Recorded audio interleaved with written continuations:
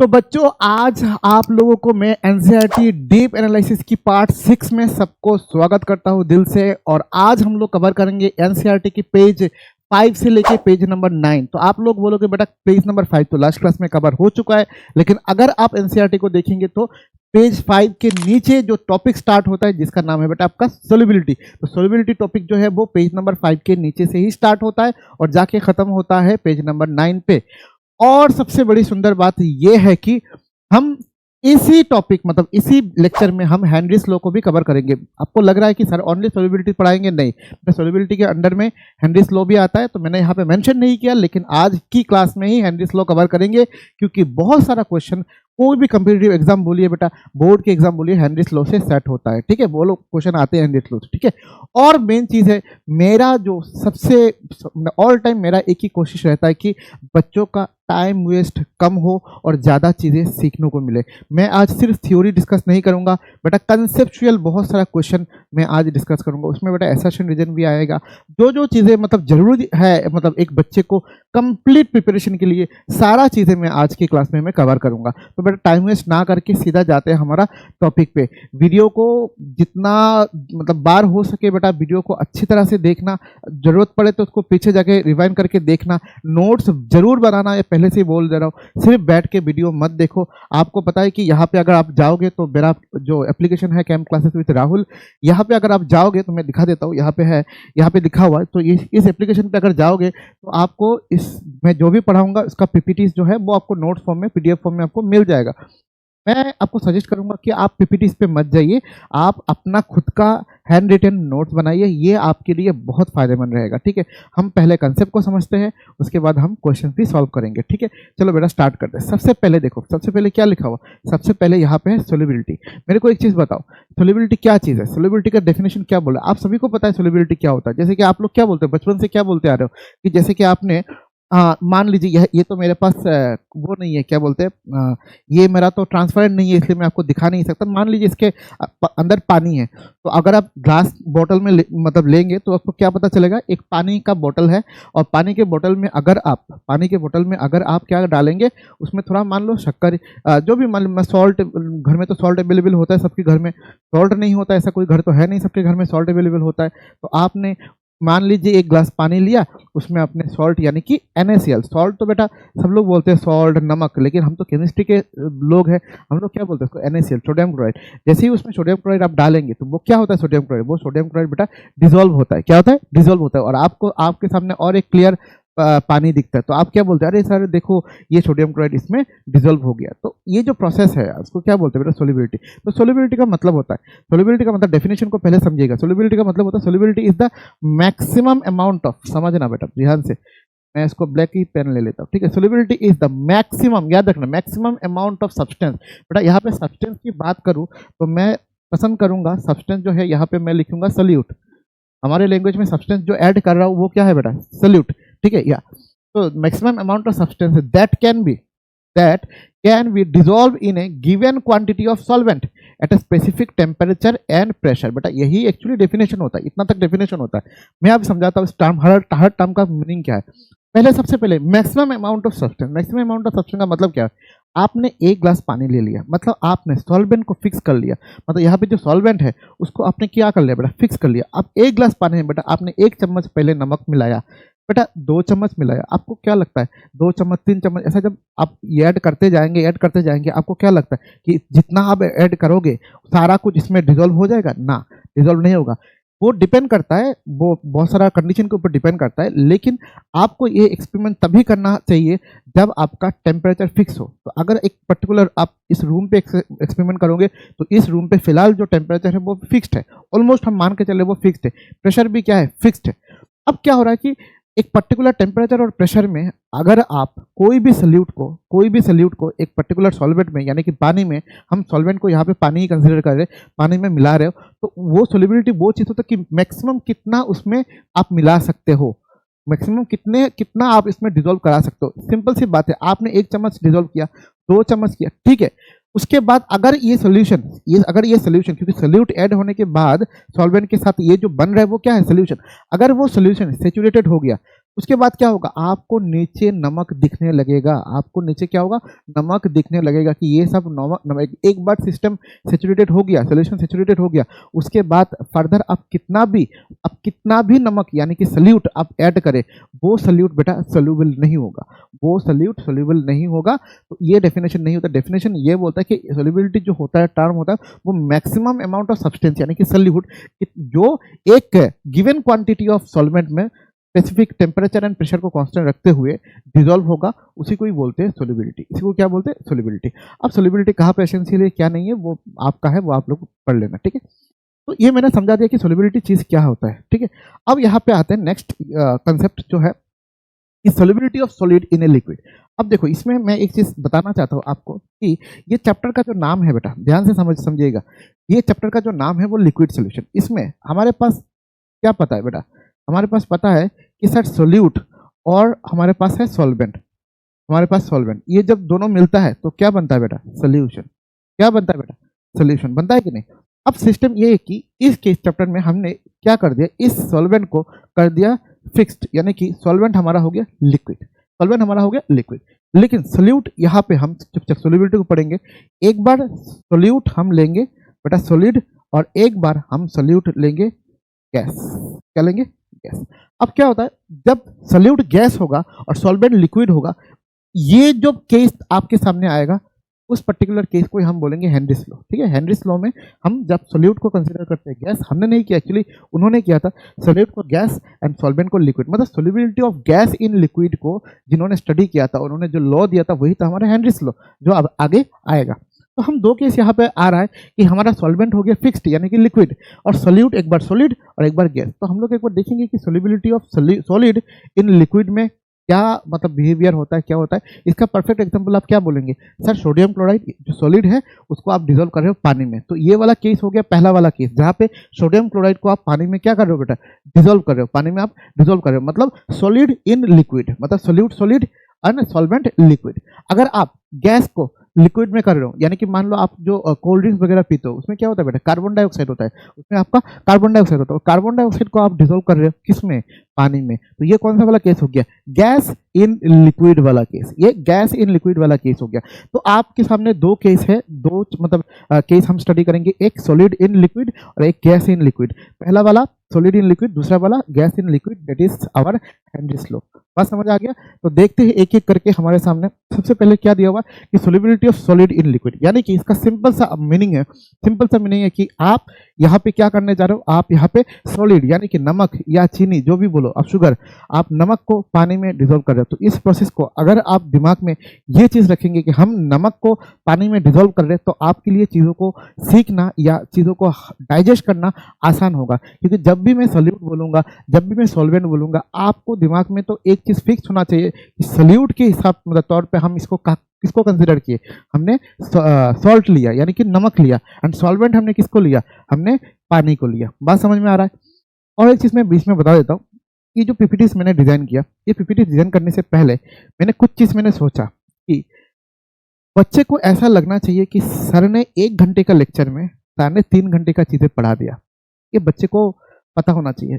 बच्चा क्या होता है, मैं देखता हूँ, इसको प्लीज आप लोग कोई दूसरा मतलब आप मत निकालिएगा।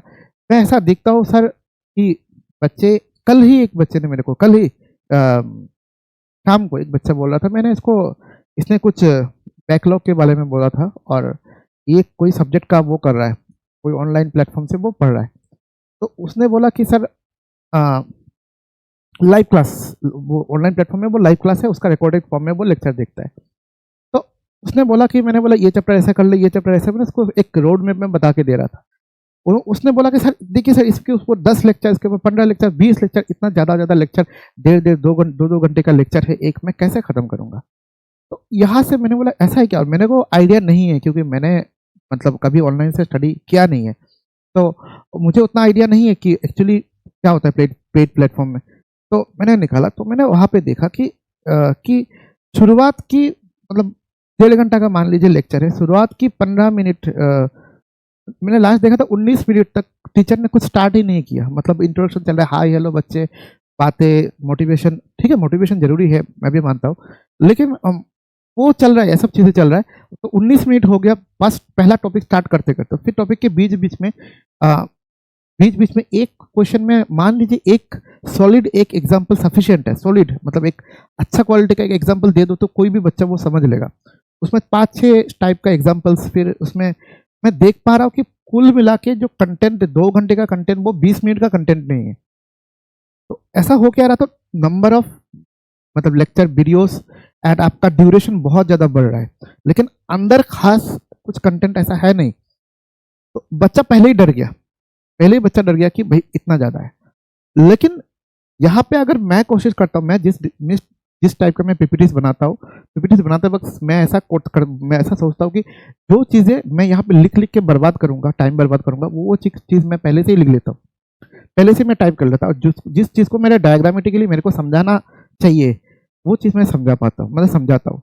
और मैं ये भी मानता हूँ कि बच्चों को ज़्यादा समझाने पे ज़्यादा ध्यान देना चाहिए, ना कि लिखने पे। हाँ जरूर मैं खाली स्पेस बहुत छोड़ता हूँ, एम्प्टी स्लाइड में बहुत छोड़ता हूँ लिखने के लिए। वो डिपेंड करता है कि कौन से टॉपिक आप पढ़ा रहे हो, टॉपिक के ऊपर भी डिपेंड करता है। तो मेरा एक ही मानना है कि बच्चा मेरा अगर 1 घंटे का कोई कंटेंट कंज्यूम कर रहा है, बच्चों को लगना चाहिए सर ने 1 घंटे में 3 घंटे का चीज़ें पढ़ा दिया। उल्टा नहीं होना चाहिए, सर 3 घंटे में 1 घंटे का चीज़ मिला हमें, ऐसा नहीं होना चाहिए। ठीक है बेटा, टाइम वेस्ट ना करके जस्ट बता दिया।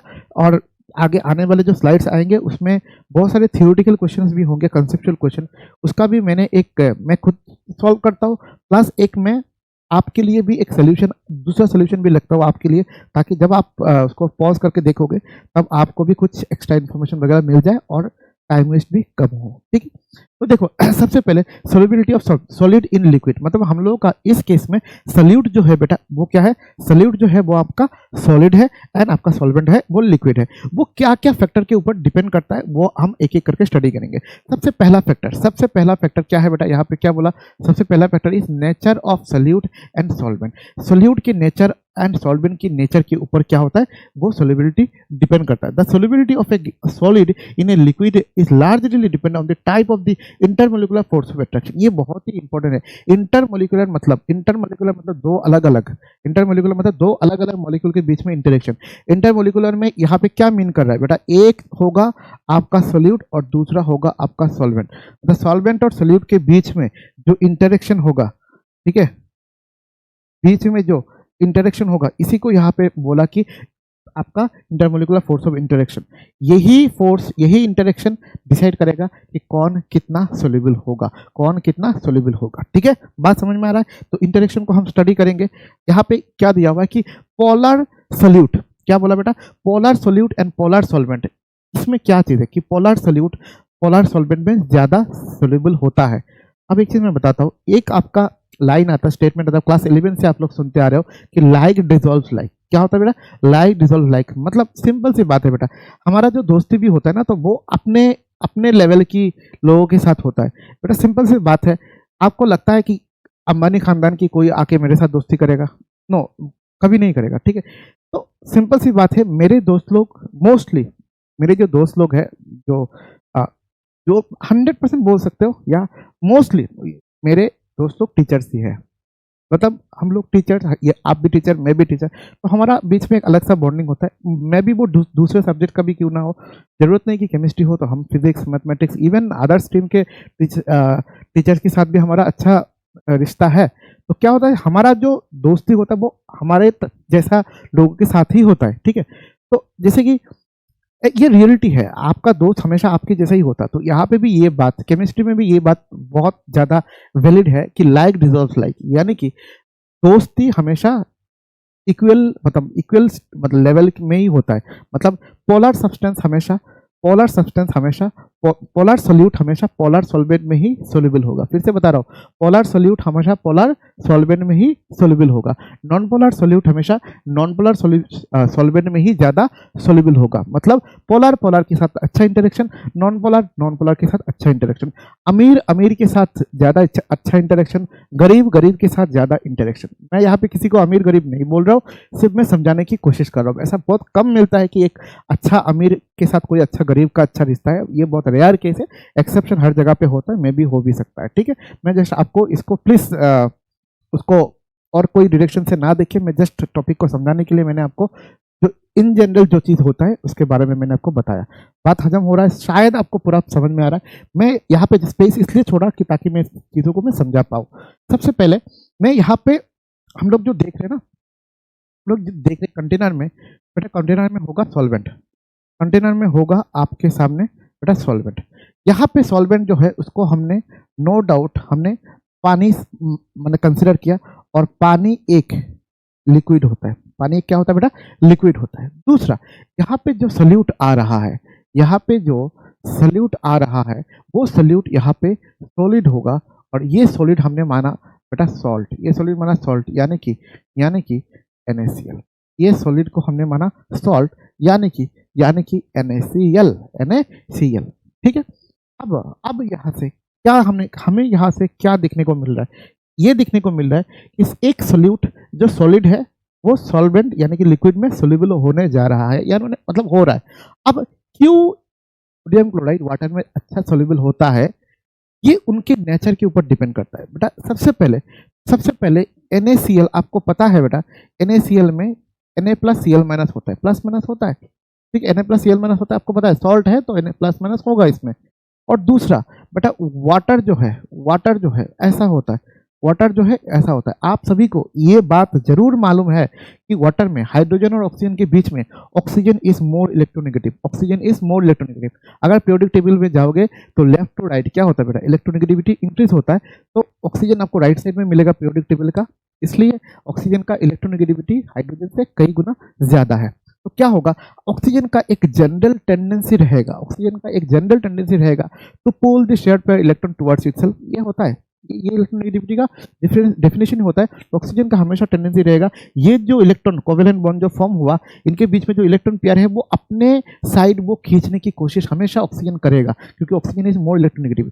तो इस केस में हम एक डाइपोल से हम इसको क्या कर सकते हैं, लिख सकते हैं कि यहाँ से ऐसा दिखा सकते हैं कि इलेक्ट्रॉन डेंसिटी जो है हाइड्रोजन के से ऑक्सीजन की ओर जा रहा है। तो यहाँ से भी हम क्या कर सकते हैं, ऐसा कुछ कर सकते हैं। मतलब सिंपल सी बात है, मैंने यहाँ पे अगर ये वाला पोर्शन को मैंने अगर कंसिडर किया तो मुझे लगेगा कि सर ऑक्सीजन की और हाइड्रोजन की बॉन्ड अगर देखें तो ऑक्सीजन के ऊपर एक पार्शियल नेगेटिव साइन आएगा और हाइड्रोजन के ऊपर एक पार्शियल पॉजिटिव साइन आएगा, ये है। तो इसमें भी बेटा प्लस माइनस दिख रहा है, पार्शियल पॉजिटिव पार्शियल नेगेटिव क्यों ना हो, लेकिन इसमें भी आपको एक प्लस माइनस जरूर दिख रहा है, प्लस माइनस आपको जरूर दिख रहा है। तो ये अगर ये तो इससे क्या मालूम पड़ता है, इससे ये चीज मालूम पड़ता है। और देखो, और एक चीज देखो बेटा, ये एक वेक्टर है, ये एक वेक्टर है, तो दो वेक्टर इधर जा रहा है तो इनका एक क्या हो रहा है, नेट वेक्टर ऊपर की तरफ जाएगा। इतना बेसिक फिजिक्स सबको मालूम होना चाहिए।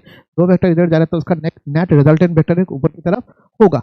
अब सिंपल सी बात देखिए, मतलब इसमें नेट एक वेक्टर आपको मिल रहा है, तो यहाँ पे डाइपोल मोमेंट जो होता है म्यू जो होता है वो basically not equal to zero. Dipole moment mu क्या हो रहा है, नॉट इक्वल टू जीरो। जहाँ पे एक नेट रिजल्टेंट वेक्टर आपको मिल रहा है, नेट रिजल्टेंट वेक्टर जहाँ पे मिल रहा है, तो वहाँ पे क्या बोलेंगे बेटा, अगर दो इक्वल एंड ऑपोजिट वेक्टर अगर एक दूसरे को कैंसिल आउट करता है, अगर कैंसिल आउट हो गया तो वो सब्सटेंस नॉन पोलर, मतलब म्यू इक्वल टू जीरो। तो अगर यहाँ पे कैंसिल आउट नहीं हो रहा है, नेट एक वेक्टर मिल रहा है, तो उससे हमें क्या पता चलता है कि वाटर जो है उसका डाइपोल मोमेंट क्या है, नॉन जीरो है। डाइपोल मोमेंट जीरो नहीं है, कुछ है, क्या है वो हमें मालूम करने की जरूरत नहीं, लेकिन कुछ तो है। तो अगर नेट डाइपोल मोमेंट जीरो नहीं हो रहा है, नॉन जीरो हो रहा है, मतलब ये जो सब्सटेंस है वो पोलर है।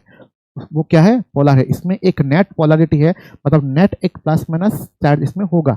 ठीक है, और ये NaCl में भी आप प्लस माइनस दिख रहा है, तो NaCl भी क्या है बेटा, पोलर है। तो पोलर हमेशा पोलर में क्या होता है, सोल्यूबल होता है। इसलिए सोडियम क्लोराइड या पोटेशियम क्लोराइड KCl बोलो, NaCl बोलो, ये सब लोग आपका पानी में ज्यादा सोल्यूबल होता है। पानी में क्या होता है, ज्यादा सोल्यूबल होता है, क्योंकि ये भी पोलर है, ये भी पोलर है, लाइक डिसॉल्व लाइक। ये भी पोलर में क्या होता है, सोल्यूबल होता है। अगर उसका प्रोसेस अगर आप लोग देखें तो मैं बहुत आराम से बता सकता हूँ।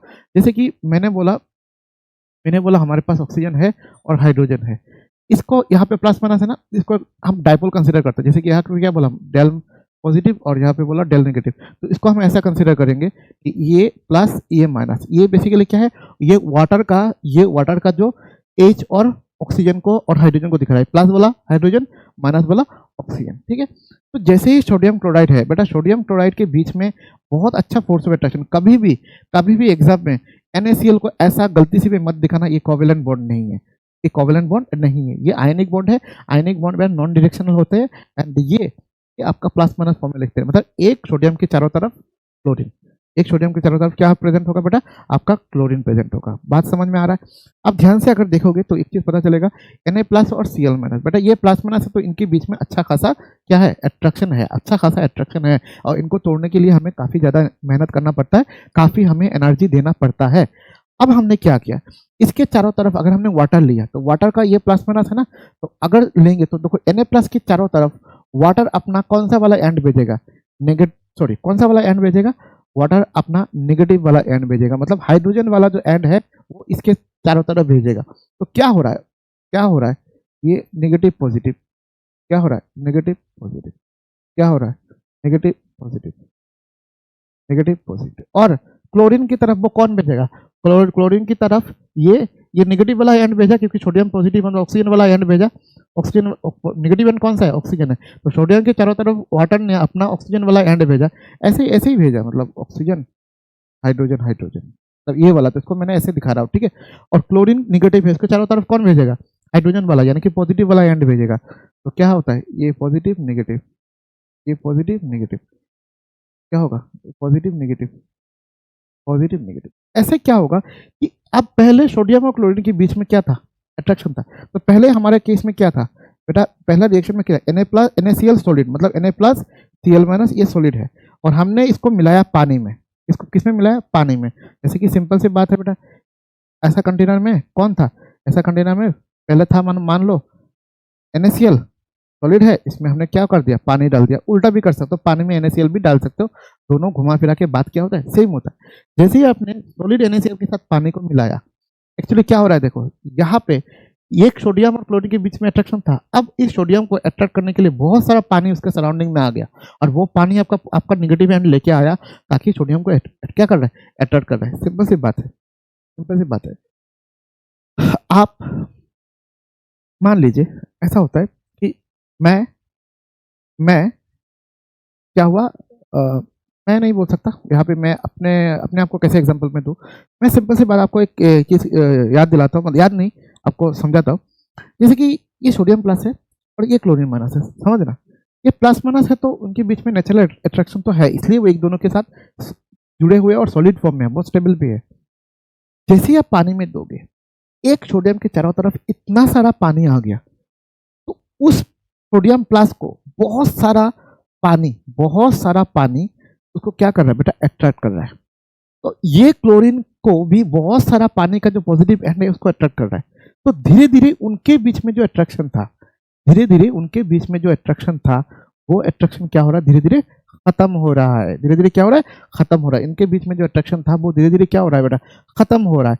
तो ये पानी में क्या हो रहा है, ये पानी में Na+ एक्वस और Cl- एक्वस के फॉर्म में जा रहा है, मतलब one sodium plus is surrounded by बहुत सारा water and one Cl- is also surrounded by बहुत सारा वाटर। तो यहाँ पे सोल्यूबल जो होता है वाटर में, इसके पीछे मेन कारण यही होता है कि दोनों ही पोलर है, और पोलर को क्या करता है, इंटरेक्ट ज्यादा करता है, और वो दोनों क्या होता है, सोल्यूबल होता है, एक दूसरे में क्या होता है, सोल्यूबल होता है। अब क्वेश्चन ये आता है कि क्या ओनली एक पोलर सब्सटेंस को ही क्या पोलर सॉल्वेंट में ही क्या सोल्यूबल होगा। हाँ, इसमें एक चीज है, जैसे कि यहाँ पे बोला कि polar ionic and polar compounds dissolve in polar substances. Ionic बोला, आयनिक एंड पोलर, मतलब कोई अगर आयनिक है, मतलब आयनिक मतलब कोई कैटायन है, एनायन है, वो भी पोलर सब्सटेंस में क्या हो सकता है, सोल्यूबल हो सकता है। इसका एग्जांपल यहाँ पे दिया गया कि NaCl डिसॉल्व इन वाटर। अभी हमने जो बताया कि NaCl हमारा पोलर है, इसलिए वो आपका वाटर भी पोलर है, इसमें क्या है बेटा, सोल्यूबल है। क्या बात समझ में आया, क्यों एक पोलर दूसरे पोलर में सोल्यूबल होता है, ठीक है। अब दूसरा एग्जांपल कि non polar solute in non polar solvent. क्या बोला कि नॉन पोलर सोल्यूट, यहाँ ध्यान से, non polar solutes dissolve in non polar solvent due to, ये याद रखना, due to weak van der Waals force of attraction. बेटा दो नॉन पोलर मॉलिक्यूल के बीच में जो वीक फोर्स ऑफ अट्रैक्शन होता है, वो आपने क्लास 11 में पढ़े होंगे। उस फोर्स ऑफ अट्रैक्शन को बोलते हैं van der Waals force of attraction. क्या बोलते हैं उसको, van der Waals force of attraction. इसका एग्जांपल क्या है, iodine dissolve in carbon tetrachloride. बेटा कार्बन टेट्राक्लोराइड का फॉर्मूला होता है CCl4 में होता क्या है बेटा, देखो कार्बन और क्लोरीन में क्लोरीन ज्यादा इलेक्ट्रोनेगेटिव, तो डायपोल मोमेंट का डायरेक्शन नीचे की तरफ होगा, यहाँ पे डायपोल मोमेंट की डायरेक्शन ऊपर की तरफ, यहाँ पे इस साइड में, यहाँ पे इस साइड में। तो क्या हो रहा है कि चार वेक्टर इसको क्या कर रहा है, कैंसिल आउट करेगा, ये इसको कैंसिल आउट करेगा, तो सब ऑपोजिट डायरेक्शन में है ना। और सेम वेक्टर अगर ऑपोजिट डायरेक्शन में होने से क्या होता है, एक दूसरे को क्या करता है, कैंसिल आउट कर देता है। इसलिए कार्बन टेट्राक्लोराइड जो है वो एक अच्छा सॉल्वेंट है, मैं बता रहा हूँ, ऑर्गेनिक में कार्बन टेट्राक्लोराइड को बहुत अच्छा सॉल्वेंट मानते हैं। कार्बन टेट्राक्लोराइड अच्छा सॉल्वेंट है, लेकिन बेटा ये नॉन पोलर है। लेकिन क्या है, नॉन पोलर। आप आयोडीन में अगर देखोगे कार्बन टेट्राक्लोराइड, आयोडीन में क्या होता है बेटा, आयोडीन में क्या होता है आपका, आयोडीन जो बोला बेटा I2 होता है ना, I2 में क्या होता है, सॉरी I2 का मतलब बेटा आई बॉन्ड। तो यहाँ पे कहाँ पे आपको पोलैरिटी दिख रहा है, कोई प्लस माइनस नहीं, क्या है, एक दूसरे का इक्वल इलेक्ट्रोनेगेटिविटी, तो यहाँ पे कोई भी पोलैरिटी आपको नहीं दिख रहा है। तो ये जो नॉन पोलर सब्सटेंस आयोडीन है, सोल्यूट है, वो कार्बन टेट्राक्लोराइड जो एक सॉल्वेंट है, ये इस कार्बन टेट्राक्लोराइड क्या है, हमारा सॉल्वेंट है, ये सॉल्वेंट है। और आयोडीन जो है I2 जो है वो हमारा क्या है बेटा, सोल्यूट है। जो सोल्यूट है उसमें क्या होगा, सोल्यूबल होगा। क्यों सोल्यूबल होगा, यहाँ पे लाइक डिसॉल्व लाइक भी यूज हो रहा है, लेकिन यहाँ पे जो है वो आपका क्या बोला था, आयन डाइपोल इंटरेक्शन या डाइपोल डाइपोल इंटरेक्शन नहीं हो रहा है। पहले केस में वो डाइपोल डाइपोल इंटरेक्शन हो रहा, तो मैंने जब NaCl एंड आपका क्या बोलते हैं वाटर के बीच में दिखा, तो यहाँ पर डाइपोल डाइपोल इंटरेक्शन या आयन डाइपोल इंटरेक्शन नहीं हो रहा है। नॉन पोलर सब्सटेंस में कभी भी डाइपोल पोलरिटी आएगा ही नहीं, तो नॉन पोलर सब्सटेंस में कभी भी डाइपोल डाइपोल इंटरेक्शन वगैरह हो ही नहीं सकता, आयन डाइपोल इंटरेक्शन हो ही नहीं सकता। इसमें एक ही चीज होता है, वो क्या होता है कि van Waals force of attraction, वो एक वीक फोर्स ऑफ अट्रैक्शन होता है, लेकिन इसके कारण भी क्या होता है, सोल्यूबल होता है। इसके कारण भी क्या होता है बेटा, सोल्यूबिलिटी बढ़ता है। ठीक है, नेक्स्ट जो पॉइंट है वो भी बहुत गजब का पॉइंट है, बहुत इंपॉर्टेंट पॉइंट है कि polar and non polar interaction. इसमें क्या बोला कि एक non polar solute does not, कभी भी डिजोल्व नहीं होगा पोलर सॉल्वेंट में, कभी भी डिजोल्व नहीं होगा। इवन एक पोलर सॉल्वेंट, वाइस वर्सा का मतलब क्या होता है, एक पोलर सॉल्वेंट भी कभी भी नॉन पोलर पोलर सोल्यूट भी कभी नॉन पोलर सॉल्वेंट में सोल्यूबल नहीं होगा, क्योंकि दोनों का नेचर अलग है, दोनों का नेचर अलग है। क्योंकि क्या बोला, oil and water do not mix, water polar, एक पोलर नॉन पोलर कभी भी मिक्स नहीं हो सकता। यही कारण है कि पोलर नॉन पोलर कभी मिक्स नहीं हो सकता, क्योंकि एक पोलर है एक नॉन पोलर है, पोलर नॉन पोलर कभी भी आपस में मिक्स नहीं होता है। तो सिंपल सी बात, हमें एक कंक्लूजन ये मिला कि सॉलिड, अगर हम यहाँ पे ऑयल तो सॉलिड नहीं है, ठीक है, यहाँ पे लिक्विड है ऑयल, फिर भी जस्ट एग्जाम्पल के तौर पे यहाँ पे लिया गया। तो मैंने यहाँ पे क्या बोला कि अगर सोलिबिलिटी की बात चल रहा है, तो क्या होना, क्या किस बात को ध्यान रखना चाहिए, ये हमेशा एक बात को ध्यान रखना चाहिए, लाइक डिजोल्व लाइक, मतलब सेम चीज़ों में क्या होता है, समा जाता है, मतलब वो डिजोल्व हो जाता है। उसका मतलब होता है कि पोलर सब्सटेंस हमेशा पोलर सोल्यूट हमेशा पोलर सॉल्वेंट में ही सोल्यूबल होगा, नॉन पोलर सोल्यूट हमेशा नॉन पोलर सॉल्वेंट में ही सोल्यूट होगा, कभी भी पोलर सोल्यूट पोलर सॉल्वेंट में सोल्यूबल नहीं होगा। एंड आपका पोलर नॉन पोलर सोल्यूट भी पोलर सॉल्वेंट में कभी भी सोल्यूबल नहीं होगा, उल्टा कभी नहीं होगा।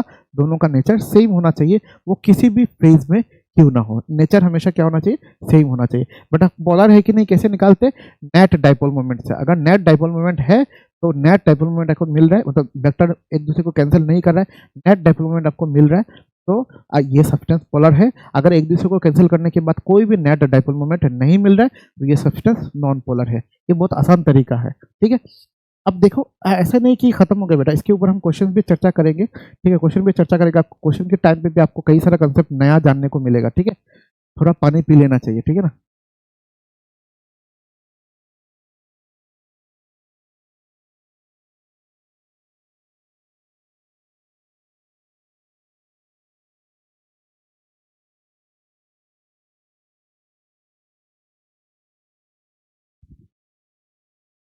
ठीक है हो गया।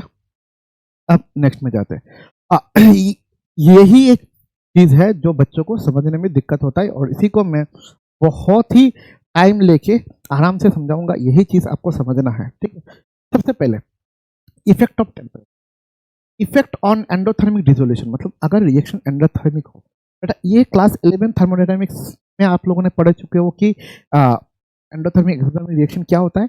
और एंड आपने बेटा क्लास 10th में भी ये सब पढ़ चुके हो कि एंडोथर्मिक एंड एक्सोथर्मिक रिएक्शन क्या चीज होता है।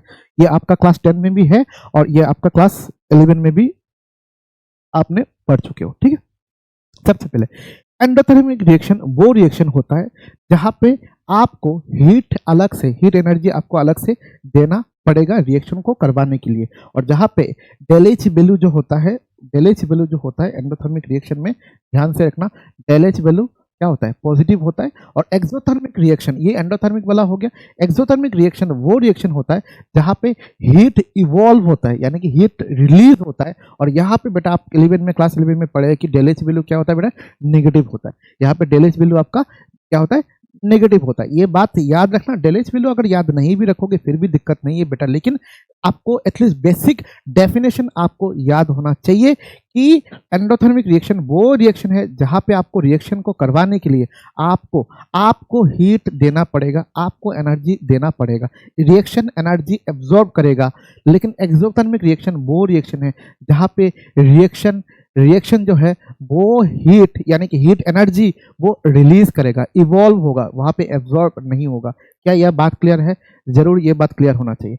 अब मैंने बोला आपके पास, मान लीजिए ईमानदारी से बता रहा हूं, आपके पास है सल्यूट है और आपके पास सॉल्वेंट है और रिएक्शन बेटा एंडोथर्मिक है, तो मैं क्या बोल सकता हूँ, यहाँ पे क्यू अमाउंट ऑफ हीट आपको देना पड़ रहा है, क्यू अमाउंट ऑफ हीट आपको देना पड़ा है क्योंकि रिएक्शन एंडोथर्मिक है। अब यहाँ पे देने के बाद आपका क्या बन रहा है बेटा, सोल्यूशन बन रहा है। हीट देने के बाद सोल्यूशन बन रहा है। अब यहाँ पे बेटा सबसे सुंदर सा चीज आएगा, वो आपका क्लास 11 केमिकल इक्विलिब्रियम चैप्टर है, उसमें एक सुंदर सा चीज मिलता है बेटा, ली चैटलियस प्रिंसिपल। क्या मिलता है बेटा, ली चैटलियस प्रिंसिपल। इसमें क्या बोलता है, इसमें एक ही चीज बोलता है कि अगर यहाँ पे मान लीजिए, यहाँ पे जैसे कि सल्यूट सॉल्वेंट है, सोल्यूशन है, जब भी यहाँ पे भी एक बेटा, जब भी सोल्युबिलिटी की बात चलता है ना, यहाँ पे भी आपका एक डायनामिक इक्विलिब्रियम क्या होता है, एस्टेब्लिश होता है। यहाँ पर भी क्या होता है बेटा, डायनामिक इक्विलिब्रियम एस्टेब्लिश होता है। तो ली चैटलियस ने एक ही बात बोला कि अगर आपका लेफ्ट साइड, मान लीजिए रिएक्टेंट साइड है, राइट साइड को हमने बोला प्रोडक्ट साइड है, अगर कोई भी साइड में कोई क्वांटिटी अगर ज्यादा होता है, जैसे कि सिंपल सी बात है, मान लीजिए मैं इसको बहुत मतलब सिंपल लैंग्वेज में बताता हूँ, जैसे कि इसके लिए मुझे एक स्लाइड जरूर ऐड करना चाहिए। मैंने अगर यहाँ पे बोला कि बेटा ए और बी हो रहा है, ठीक है, और मिलके इक्विलिब्रियम है, डायनामिक इक्विलिब्रियम है, और ये आपका इक्विलिब्रियम है, मिलके बेटा सी और डी हो रहा है, होगा क्या, ली चैटलियस ने क्या बोला, अभी ये इक्विलिब्रियम एस्टेब्लिश हो गया, ठीक है। मतलब यहाँ से रिएक्टेंट टू प्रोडक्ट में जो जिस रेट से हो रहा है, प्रोडक्ट में रिएक्शन का कन्वर्जन सेम रेट से हो रहा है, तो यहाँ पे क्या हो रहा है, इक्विलिब्रियम एस्टेब्लिश हो गया। अगर आपने मान लीजिए यहाँ से ए का जो अमाउंट है उसको आपने बढ़ा दिया, तो इक्विलिब्रियम क्या देख रहा है कि लेफ्ट साइड ज्यादा बढ़ गया, ज्यादा हो गया, अमाउंट बढ़ गया, तो इक्विलिब्रियम उसको क्या करेगा, कम करने की कोशिश करेगा। कम कैसे करेगा, वो ज्यादा रिएक्शन करवा देगा ताकि और थोड़ा रिएक्शन फॉरवर्ड में लेके जाएगा। मतलब फॉरवर्ड लेके जाएगा उसका मतलब क्या होता है, और ज्यादा रिएक्शन होगा तो और ज्यादा ए जो है वो कंज्यूम होगा, और ज्यादा क्या होगा, सी और डी फॉर्म होगा। अगर ए बी सी डी करने से ना आप लोग थोड़ा कंफ्यूज हो जाओगे, तो मैं इसको सिंपल रिएक्टेंट एंड प्रोडक्ट से मैं बताता हूँ। जैसे आपके पास कोई भी एक रिएक्टेंट है और ये आपका डायनामिक इक्विलिब्रियम है, ये आपका प्रोडक्ट है, ये इसमें इक्विलिब्रियम कंडीशन है। इसमें मैंने बोला कि अगर मैंने रिएक्टेंट का अमाउंट को बढ़ा दिया, रिएक्टेंट को अमाउंट को क्या कर दिया, बढ़ा दिया, तो इस केस में इसमें बहुत सारा मान लो रिएक्टेंट है, तो मैंने रिएक्टेंट का क्वांटिटी को बढ़ा दिया, तो क्या करेगा, तो ली चैटलियस ने क्या बोला कि रिएक्शन क्या देख रहा है, ये देख रहा है कि अभी तो इक्विलिब्रियम एस्टेब्लिश था, और इक्विलिब्रियम दुनिया में सबसे स्टेबल स्टेट है, मैं ऑलरेडी स्टेबल स्टेट में था, आपने इक्विलिब्रियम को डिस्टर्ब किया। कैसे डिस्टर्ब किया, आपने अचानक थोड़ा और रिएक्टेंट ऐड कर दिया। जैसे ही आपने रिएक्टेंट ऐड किया तो इक्विलिब्रियम क्या हो गया, डिस्टर्ब हो गया। तो ली चैटलियस ने क्या बताया कि अगर आपने इक्विलिब्रियम को डिस्टर्ब करोगे तो इक्विलिब्रियम फिर से वापस कुछ ना कुछ करके वो वापस इक्विलिब्रियम एस्टेब्लिश करने की कोशिश करेगा। सिंपल सी बात है, मैं आपको बताता हूँ। अभी आप एग्जाम सामने है, आप बैठ के पढ़ाई कर रहे हो, ठीक है, और आपको पता चल गया कि लाइफ में कुछ करने के लिए अभी एग्जाम में अच्छा रिजल्ट करना पड़ेगा और मुझे अच्छा मार्क्स लाना है, मुझे सिलेक्शन लेना है। आप बैठ के पढ़ रहे हो, पूरा पढ़ रहे हो, सुबह से बैठ के पढ़ो। थोड़ी देर बाद, 2 घंटे बाद अचानक आपके घर में पापा आए या मम्मी आए, आके बोला बेटा मुझे थोड़ा वो दो ना, अब मैं मुझे थोड़ा वो काम करके दो ना। कोई भी घर वाले आके आपको बोल रहा है, तो आप क्या कर रहे हो, डिस्टर्ब फील कर रहे हो। आप जाके क्या कर रहे हो, डिस्टर्ब फील कर रहे हो। आप बोलोगे कि मम्मी आ रहा हूँ, 5 मिनट रुको। 5 मिनट में क्या करोगे आप, जो 5 मिनट वहां पे जाके वेस्ट करने वाले हो, वो 5 मिनट में आप उसको ज्यादा कवर करने की कोशिश करोगे, ताकि आपका टोटल नेट कोई भी लॉस ना हो। क्योंकि आप चाहते हो कि आप हमेशा क्या रहो, इक्विलिब्रियम स्टेट में रहो। आप चाहते हो कि आप दिन भर बैठ के इसी जगह पे बैठ के दिन भर पढ़ो, क्योंकि अगला दिन आपका क्या है, एग्जाम है। तो आप डिस्टर्बेंस नहीं चाहते हो। बात समझ में आ रहा है? ये एग्जाम्पल उतना सूट नहीं करता है, फिर भी मैंने आपको समझाने की कोशिश करा कि दुनिया में सबसे स्टेबल स्टेट क्या होता है, इक्विलिब्रियम स्टेट होता है। सबसे स्टेबल स्टेट जो होता है वो इक्विलिब्रियम स्टेट होता है। और अगर आपको इक्विलिब्रियम को डिस्टर्ब करोगे तो इक्विलिब्रियम अपने आप को रीएस्टेब्लिश करने की कोशिश जरूर करेगा। उसके लिए अगर नेसेसरी कुछ चेंजेस करना पड़े तो वो चेंजेस होगा। तो वो क्या बोला, वो चेंजेस होगा। अगर कोई नेसेसरी चेंजेस की जरूरत पड़े तो वो चेंजेस होगा। सिंपल सी बात है। अगर आपने रिएक्टेंट को इंक्रीज कर दिया तो ऑलरेडी इनके बीच में क्या था, इक्विलिब्रियम एस्टेब्लिश था। रिएक्टेंट यूज किया, मतलब आपने बढ़ा दिया, तो क्या होगा, रिएक्शन फॉरवर्ड मूव होगा। रिएक्शन क्या होगा बेटा, फॉरवर्ड मूव होगा। क्यों फॉरवर्ड मूव होगा, क्योंकि और ये रिएक्शन फॉरवर्ड मूव होने का मतलब क्या होता है, और कुछ रिएक्टेंट को रिएक्ट करवा के प्रोडक्ट में कन्वर्ट कर दो, तो क्या हो जाएगा, दोनों क्या हो जाएगा, बैलेंस हो जाएगा। अगर आपने बेटा प्रोडक्ट बढ़ा दिया तो क्या हो जाएगा, इस साइड बढ़ गया ना, इस साइड पहले तो इक्विलिब्रियम में था, इस साइड बढ़ गया। अगर ये साइड बढ़ेगा तो क्या होगा, रिएक्शन प्रोडक्ट, ये साइड क्या होगा, तो प्रोडक्ट क्या होगा, ये चाहेगा तो थोड़ा बहुत प्रोडक्ट कंज्यूम होके रिएक्टिव में वापस आ जाए, तो रिएक्शन बैकवर्ड होगा। तो रिएक्शन क्या होगा बेटा, बैकवर्ड होगा। रिएक्शन आपका बैकवर्ड होगा। आपने अगर, सिंपल सी बात है, आपने अगर रिएक्टेंट बेटा कम कर दिया, अचानक यहाँ से ना चोरी से थोड़ा रिएक्टेंट निकाल दिया आपने, तो क्या दिखेगा, ये देख रहा है कि अभी तो इक्विलिब्रियम में था, अभी ये थोड़ा कम हो गया, तो रिएक्शन क्या होगा, फिर से क्या होगा, बैकवर्ड रिएक्शन मूव करेगा। क्यों बताओ, क्योंकि और थोड़ा इस साइड वाला जो पी है वो थोड़ा और कन्वर्ट होना चाहेगा आर में, क्योंकि आर आपको, आपने आर को क्या कर दिया, कम कर दिया। आपने आर को क्या कर दिया, कम कर दिया। तो रिएक्शन क्या होगा बेटा, रिएक्शन आपका बैकवर्ड होगा।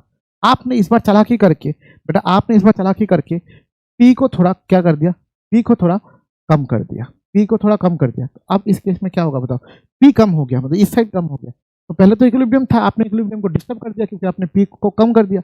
इस केस में क्या होगा, रिएक्शन क्या करेगा, और थोड़ा रिएक्टेंट प्रोडक्ट में कन्वर्ट होकर इसको क्या करेगा, बैलेंस करेगा। तो रिएक्शन क्या होगा, फॉरवर्ड होगा। रिएक्शन क्या होगा, फॉरवर्ड होगा। मैं इसका एक एग्जाम्पल में बताता हूँ, इसका एक सुंदर सा एग्जाम्पल में बताता हूँ। प्रैक्टिकल लाइफ में इसका कुछ एप्लीकेशन है, मैं इस चीज को बताता हूँ, ठीक है। ठीक है, इसका एक एप्लीकेशन मैं बताता हूँ आपको। जैसे कि मान लीजिए, ये बहुत फनी एग्जांपल है, मैंने लेकिन बताता हूँ। आपने N2 प्लस CH2 मिला के 2NH3 बनाया, तब गैस है, देख क्या हो जाता है, तब बेटा गैस है, ये भी गैस है, ठीक है।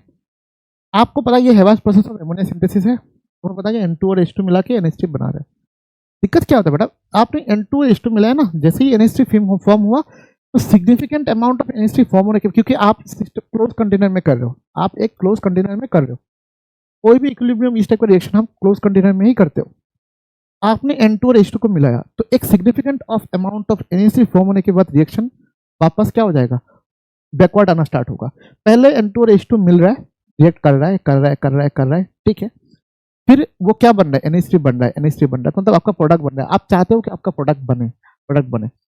इस केस में जैसे ही सिग्निफिकेंट अमाउंट ऑफ NH3 बनेगा तो बोलेगा कि प्रोडक्ट ज्यादा हो रहा है। अब रिएक्शन क्या होगा, बैकवर्ड साइड में मूव करना स्टार्ट करेगा और इनके बीच में एक डायनामिक इक्विलिब्रियम एस्टेब्लिश हो जाना। डायनामिक इक्विलिब्रियम का मतलब होता है कि ये रिएक्टेंट और प्रोडक्ट में कन्वर्ट होना वो बंद नहीं होगा, ये भी होगा, ये भी होगा, ये कंटिन्यूअस होता जाएगा और इनके बीच में इक्विलिब्रियम क्या हो जाएगा, एस्टेब्लिश्ड हो जाएगा। अब आप यहाँ पे चाहते हो कि आपको एक ज्यादा अमाउंट ऑफ NH3 मिले, ज्यादा अमाउंट ऑफ क्या मिले, NH3 मिले। अब क्या करोगे, आप काम करो, कंटेनर में आप कंटिन्यूअसली बेटा N2 गैस और H2 गैस को जहां से आप इनपुट दे रहे हो सिस्टम में, वहां पे आप देते रहो। लेकिन आप ऐसा मत समझना कि इसको अगर बढ़ाते जाओगे तो NH3 फॉर्म होगा, significant amount of NH3 form होने के बाद वापस रिएक्शन अगेन रिएक्टेंट में कन्वर्ट होना स्टार्ट हो जाएगा। लेकिन अगर आप यहां से मिला रहे हो, ठीक है, इसको ऐड कर रहे हो, लेकिन आप चुपके से अगर NH3 चोरी करोगे, NH3 को चुपके से चोरी करोगे, मतलब आप क्या करोगे, थोड़ा थोड़ा करके NH3 का अमाउंट अगर निकाल दोगे, कहीं से भी नीचे से जहां से आप निकाल सकते हो NH3 गैस को थोड़ा थोड़ा करके आप निकालोगे। जैसे ही NH3 गैस को निकालोगे, आपने निकाल देना थोड़ा NH3 गैस, सिस्टम को क्या लग रहा है, सिस्टम को लग रहा है कि प्रोडक्ट का अमाउंट कम हो गया, प्रोडक्ट का अमाउंट क्या होगा, कम हो गया। तो ये रिएक्शन इन दोनों को आदेश देगा कि आप दोनों फॉरवर्ड जाओ, यानी कि मोर N2 और H2 रिएक्ट करो और ज्यादा NH3 बनाओ, ताकि रिएक्शन इक्विलिब्रियम पे आ जाए, रिएक्शन पूरा बैलेंस हो जाए। तो इस प्रोसेस की मदद से हम बहुत सारे प्रैक्टिकल फील्ड में भी काम कर सकते हैं। बात समझ में आया क्या बोला? तो जैसे ही प्रोडक्ट घटेगा, रिएक्शन इन दोनों को ऑर्डर देगा कि आप दोनों और ज्यादा रिएक्ट करो, और रिएक्ट करने के बाद आप और थोड़ा NH3 आप फॉर्म करवाओ। ठीक है, हम और थोड़ा चोरी करेंगे, फिर रिएक्शन क्या करेगा, और एक बार ऑर्डर देगा, और ये क्या करेगा, फॉरवर्ड मूव करेगा। बात समझ में आ रहा है? अगर रिएक्टेंट बढ़ गया, अगर कभी भी आपका रिएक्टेंट बढ़ गया तो रिएक्शन फॉरवर्ड जाएगा, प्रोडक्ट बढ़ गया तो रिएक्शन बैकवर्ड जाएगा। रिएक्शन घट गया मतलब ऑफ कोर्स रिएक्टेंट घट गया मतलब प्रोडक्ट बढ़ गया, रिएक्शन बैकवर्ड। ये घट गया तो रिएक्शन फॉरवर्ड। यही रूल है। अब इसको मैं यहाँ पे कैसे समझाऊंगा? सिंपल सी बात है, यहाँ पे इफेक्ट ऑफ टेम्परेचर बोला, हमें पता है कि ये एंडोथर्मिक रिएक्शन है। जितना सोल्यूट सॉल्वेंट के साथ, मतलब जितना सोल्यूट सॉल्वेंट में क्या होगा, सोल्यूबल होगा, उतना ही तो बस सोल्यूशन बन रहा है। क्या बन रहा है इसका मतलब क्या, नया कुछ हो रहा है इसमें, मतलब ये दोनों क्या हो रहा है, ये इसके अंदर घुल रहा है। अब इसमें क्या बोला कि अगर प्रोसेस बेटा एंडोथर्मिक है, एंडोथर्मिक डिसोल्यूशन का मतलब होता है, एंडोथर्मिक डिसोल्यूशन का मतलब होता है कि आपको बेटा हीट अमाउंट यहाँ पे सप्लाई करना पड़ रहा है। तो क्या हो रहा है, तो अगर आप यहाँ पे टेम्परेचर बढ़ाओगे, मतलब ऑलरेडी रिएक्शन को करवाने के लिए, मतलब आप सोल्यूट और सॉल्वेंट को अगर आप सोल्यूबल कराने के लिए आपको ऑलरेडी, क्योंकि रिएक्शन तो बेटा एंडोथर्मिक है, तो ये एंडोथर्मिक रिएक्शन एग्जांपल भी मैंने देखे रखा है कि एंडोथर्मिक रिएक्शन में ऑलरेडी आपको क्या होना कर रहा है, आपको हीट देना पड़ रहा है। इसका एग्जांपल मैं बता दूं, एग्जांपल देखो, सुगर एंड KNO3, NO3 मतलब सुगर और KNO3 को अगर आप मतलब डिसॉल्व करना चाहते हो पानी में, तो वो बेटर होता है किसमें, हॉट वाटर में। बेटर किसमें होता है, हॉट वाटर में बेटर सोल्यूबल होता है। मतलब गर्म पानी में चीनी, शुगर और आपका KNO3 ज्यादा सोल्यूबल होता है। मतलब गर्म वाटर, समझ रहे हो क्या बोला? गर्म वाटर का मतलब होता है कि ऑलरेडी रिएक्शन एंडोथर्मिक है, ठंडा पानी नहीं, रिएक्शन एंडोथर्मिक है, आपको टेम्परेचर देना पड़ेगा एक्सटर्नली मतलब आपको हीट देना पड़ेगा, तभी ये ज्यादा अच्छा सोल्यूबल होगा।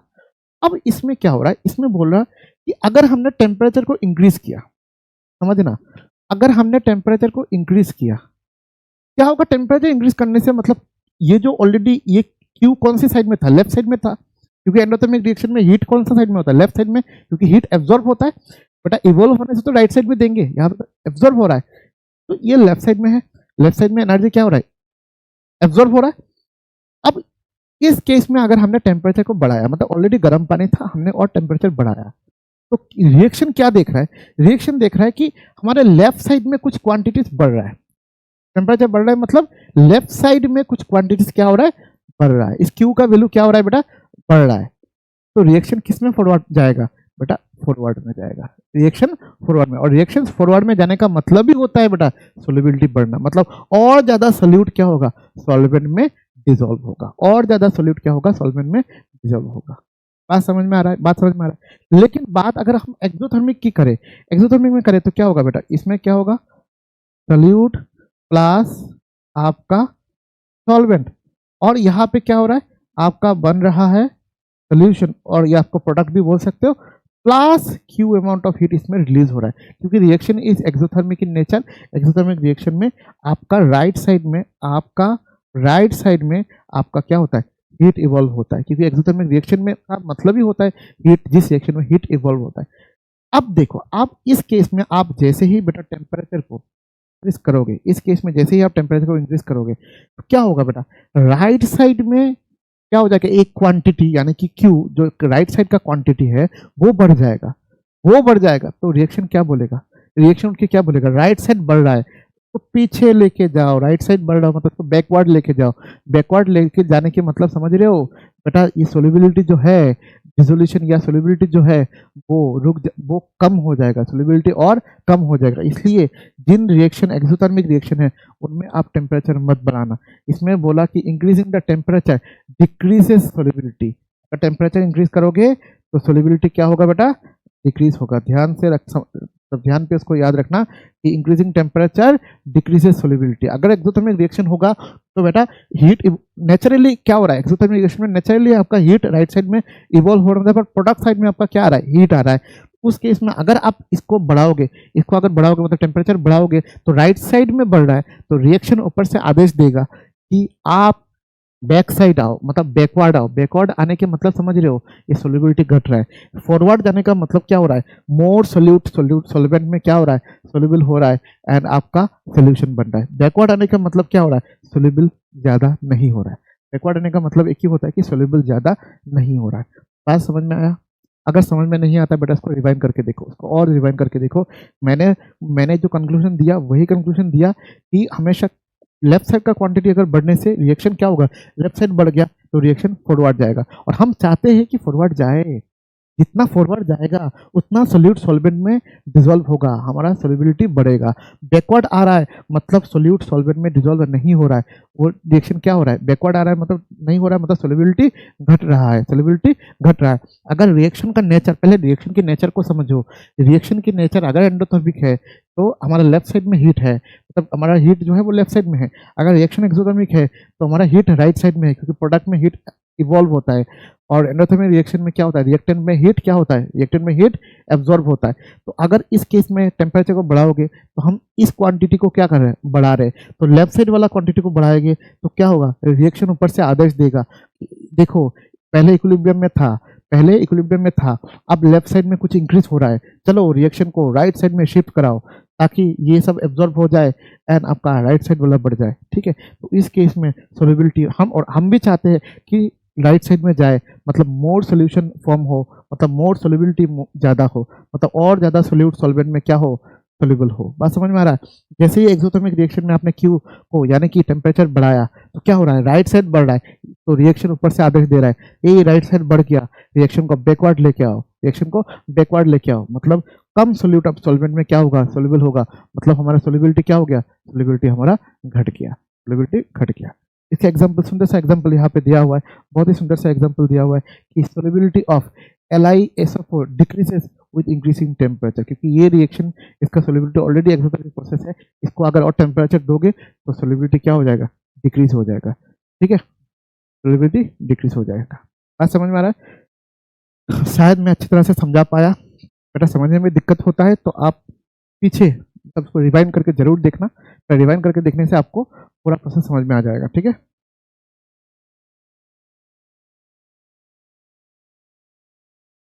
हाँ प्रेशर। सबसे पहले देखो, अगर सॉलिड जो है, मैं यहाँ पे प्रेशर का ज़्यादा कुछ रोल नहीं है, मैं जस्ट आप लैंग्वेज पढ़ोगे तो पता चल जाएगा। सॉलिड जो है ना, वो सॉलिड को आप कंप्रेस नहीं कर सकते हो, जैसे कि गैस को आप कंप्रेस करके लिक्विड बना सकते हो, गैस को कंप्रेस किया जा सकता है एंड गैस को कंप्रेस करके आप लिक्विड बना सकते हो। अगर गैस को कंप्रेस करके आप लिक्विड बना रहे हो तो ये कंप्रेसिबल है, लेकिन सॉलिड को आप कंप्रेस किया नहीं जा सकता, इसलिए solubility of solid in liquid, मतलब सॉलिड को अगर लिक्विड में सोल्यूबल कर रहे हो तो उस केस में आपका प्रेशर का खास कोई रोल नहीं है, प्रेशर का खास कोई रोल नहीं है। इसलिए जस्ट हमने यहाँ पे लिख दिया, आप इनको लिखना, नोट्स जरूर बनाना। जो चीज़ मैं बेटा बोलता हूँ साथ में अंडरस्टैंडिंग वाला चीज़ भी जरूर मेंशन करना, अंडरस्टैंडिंग वाला चीज़ भी जरूर लिखना। बात समझ में आ रहा क्या बोला, आएगा? ठीक है, हाँ ये इंपॉर्टेंट चीज़ है, ये इंपॉर्टेंट मतलब बहुत इंपॉर्टेंट चीज़ है। शायद दिख रहा है आपको, क्या बोला देखो, solubility of gas in liquid, क्या बोला, solubility of gas in liquid when, देखो जैसे ही ये वाला टॉपिक स्टार्ट किया ना तो सबसे पहले आपके दिमाग में क्या आना चाहिए बेटा, सबसे पहले आपके दिमाग में क्या आना चाहिए, आपके दिमाग में यही चीज आना चाहिए कि अगर सर बोल रहे कि गैस लिक्विड में सोल्यूबल हो रहा है तो एक एग्जांपल तो आपके दिमाग के कॉर्नर में होना ही चाहिए। अगर एक एग्जांपल आपके कॉर्नर पे नहीं है तो आप चीज़ों को रिलेट कैसे करेंगे, कॉमन सेंस लगाइए, आप चीज़ों को रिलेट कैसे करेंगे अगर आप एक एग्जांपल को ही आप साथ में लेके नहीं चलेंगे। तो मैं बोलूँगा इस प्रोसेस में आपके आंखों के सामने जो एग्जांपल होता है कोल्ड ड्रिंक्स, ठीक है ना, कोल्ड ड्रिंक्स, ठीक है ना, तो कोल्ड ड्रिंक्स में क्या होता है, CO2 गैस डिजोल्व होता है आपके सॉल्वेंट में। तो ये मान के चलिए कि हमारा सॉल्वेंट वाटर है और हमारा जो सोल्यूट है इस बार CO2 गैस है, तो इस गैस को हम इसमें सोल्यूबल करेंगे वाटर में। तो इसी को लेके चलिए और इसी को ही कंटिन्यू करेंगे। ये सारा खत्म होने के बाद इसके ऊपर हम बहुत सारा कंसेप्चुअल क्वेश्चन करेंगे, प्रॉपर उसमें हम एक्सप्लेनेशन देंगे आपको, और कंसेप्ट बहुत बढ़िया तगड़ा कंसेप्ट आपका बनेगा। थोड़ा मतलब पेशेंस रखिए, चीज़ों को सुनिए, नोट डाउन कीजिए, एंड ऑफ द डे आपका फायदा जरूर होगा। ठीक है, देखिए बोला कि व्हेन गैस डिजोल्व इन, क्या बोला इसमें, फिर से लाइन बोला, व्हेन अ गैस, क्या बोला, gas dissolve in liquid, gas molecule diffuses into solvent and form A homogeneous mixture. जैसे ही मेरा सोल्यूशन की बात चल रहा है, होमोजेनियस मिक्सचर की ही बात चल रहा है, यहाँ पे कोई भी हेटेरोजेनियस मिक्सचर की बात नहीं चल रहा है। और होमोजेनियस मिक्सचर क्या होता है, हेटेरोजेनियस मिक्सचर क्या होता है, डिटेल में लेक्चर 1 में मैंने कवर किया होमोजेनियस एंड हेटेरोजेनियस मिक्सचर को, आप जाके थोड़ा देखिएगा। ठीक है, the solubility of a gas in liquid depends on the temperature. Yes, temperature. पहला वाला जो सॉलिड के केस हो रहा था वो प्रेशर के ऊपर उतना डिपेंडेंट नहीं था, क्योंकि सॉलिड इनकम्प्रेसिबल है, उसको आप कंप्रेस नहीं कर सकते। लेकिन गैस को मैंने तभी बताया था थोड़ी देर पहले, गैस को कंप्रेस किया जा सकता है। तो ये अगर टेम्परेचर के ऊपर डिपेंडेंट है तो बेटा प्रेशर के ऊपर भी डिपेंडेंट है, और of course nature of gas के ऊपर तो मतलब गैस के ऊपर एंड नेचर ऑफ सॉल्वेंट के ऊपर डिपेंड करेगा ही करेगा। तो पहला फैक्टर क्या आया बेटा, पहला फैक्टर आपके सामने, पहला फैक्टर क्या आया सर जी, हमारा सामने जो पहला फैक्टर आया टेम्परेचर। दूसरा फैक्टर यहाँ पे, ये टेम्परेचर वैलिड फैक्टर है। ठीक है, दूसरा फैक्टर क्या है सर, दूसरा फैक्टर है प्रेशर, ये भी वैलिड है सर। तीसरा फैक्टर हमारा क्या है, इंटरेक्शन। क्या है, इंटरेक्शन, यानी कि नेचर, यानी कि nature of solute, nature of solute and solvent, nature of solute and solvent के ऊपर भी क्या हो रहा है, डिपेंड हो रहा है। तो तीन फैक्टर के ऊपर solubility of gas in liquid depend कर रहा है। तो ये डायग्राम आपको जरूर याद रखना है। यहाँ पे यहाँ पे यहाँ पे जो सॉल्वेंट है, यहाँ पे जो सॉल्वेंट है वो एक लिक्विड है, और हमने इस लिक्विड को मान लीजिए आपका पानी है। जो सोल्यूट यहाँ पे आ रहा है, ऐड हो रहा है, जो सोल्यूट यहाँ पे ऐड हो रहा है वो सोल्यूट गैस है, और इस गैस को हमने मान लो CO2 गैस है। अब मान के चल रहे बेटा कोई भी गैस के लिए वो वैलिड है। ठीक है, अब ये वाला हो गया। अब देखिए यहाँ से सुंदर सा चीज है, यहाँ पे दिया हुआ है, और यहाँ पे दिया हुआ है कि सबसे पहले देखिए कि factors affecting the solubility of a gas in a liquid. क्या क्या फैक्टर इफेक्ट करता है सोल्युबिलिटी ऑफ गैस, गैस को लिक्विड में सोल्यूबल होने के लिए क्या क्या फैक्टर डिपेंड करता है, वो सब फैक्टर के बारे में अभी आप डिस्कस करेंगे। बेटा कंटिन्यूअसली बातें कर रहा हूँ तो ग्लास सूख रहा है, तो पानी मेरे को पीना होगा। ठीक है, और एक चीज़, यहाँ पे बहुत सारा लाइट्स है, शायद आपको नहीं दिख रहा है कैमरे में, अगर मैं दिखाऊँ आपको, दिखना चाहते हो, चलो दिखाता हूँ। यहाँ पे बहुत सारा लाइट है, ऊपर जाओगे, देखो, देख रहे हो, ये फैन चल रहा है, यहाँ पे 50-50 वाट्स का लाइट है। अगर मैं यहाँ से नीचे आऊँगा तो नीचे अगर देखोगे कैमरा का, तो यहाँ पर भी आपको, मैं आ रहा हूँ, यहाँ पर भी आपको, नीचे भी आपको, शायद कैमरा कवर नहीं कर पा, देखो नीचे लाइन में लाइट्स लगा हुआ है। ठीक है, तो इस रूम का रोशनी बहुत ज़्यादा है। आपको कंफर्टेबल फील करवाने के लिए रूम में रोशनी क्या है, बहुत ज़्यादा है।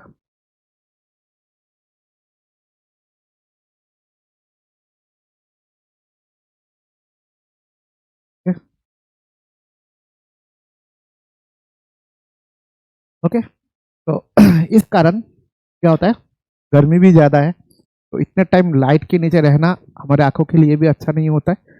फिर भी मैं थोड़ा, ये ग्लास है मेरा, थोड़ा बहुत प्रोटेक्शन हो जाता है, और मैं सोच रहा हूँ अभी ब्लैक ग्लासेस लगाऊंगा, सोच रहा हूँ। तो आप लोग आने वाले क्लासेस में अगर मेरे को ब्लैक ग्लासेस में देखोगे तो जज मत करना सर हीरो बन रहे, ऐसा कुछ नहीं है। ठीक है, तो टेम्परेचर बहुत ज़्यादा होता है, और गर्मी आ रहा है, पता नहीं क्या होगा, ऊपर नीचे लाइट ही लाइट। ठीक है, और कंटिन्यूअस चिल्लाना, तो बेटा गला भी सूख जाता है। ठीक है,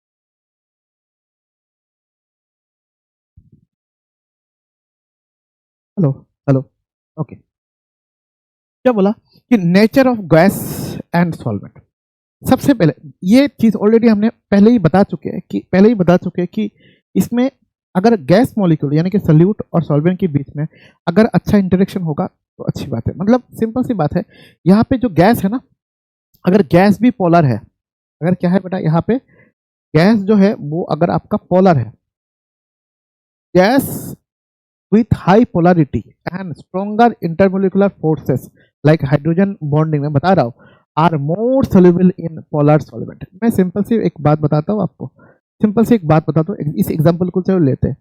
CO2 sorry ammonia in water. Ammonia का स्ट्रक्चर क्या होता है, ध्यान से समझिएगा बेटा। एमोनिया का स्ट्रक्चर होता है NH3, मतलब ऐसा होता है, यहाँ पे एक लोन पेयर होता है।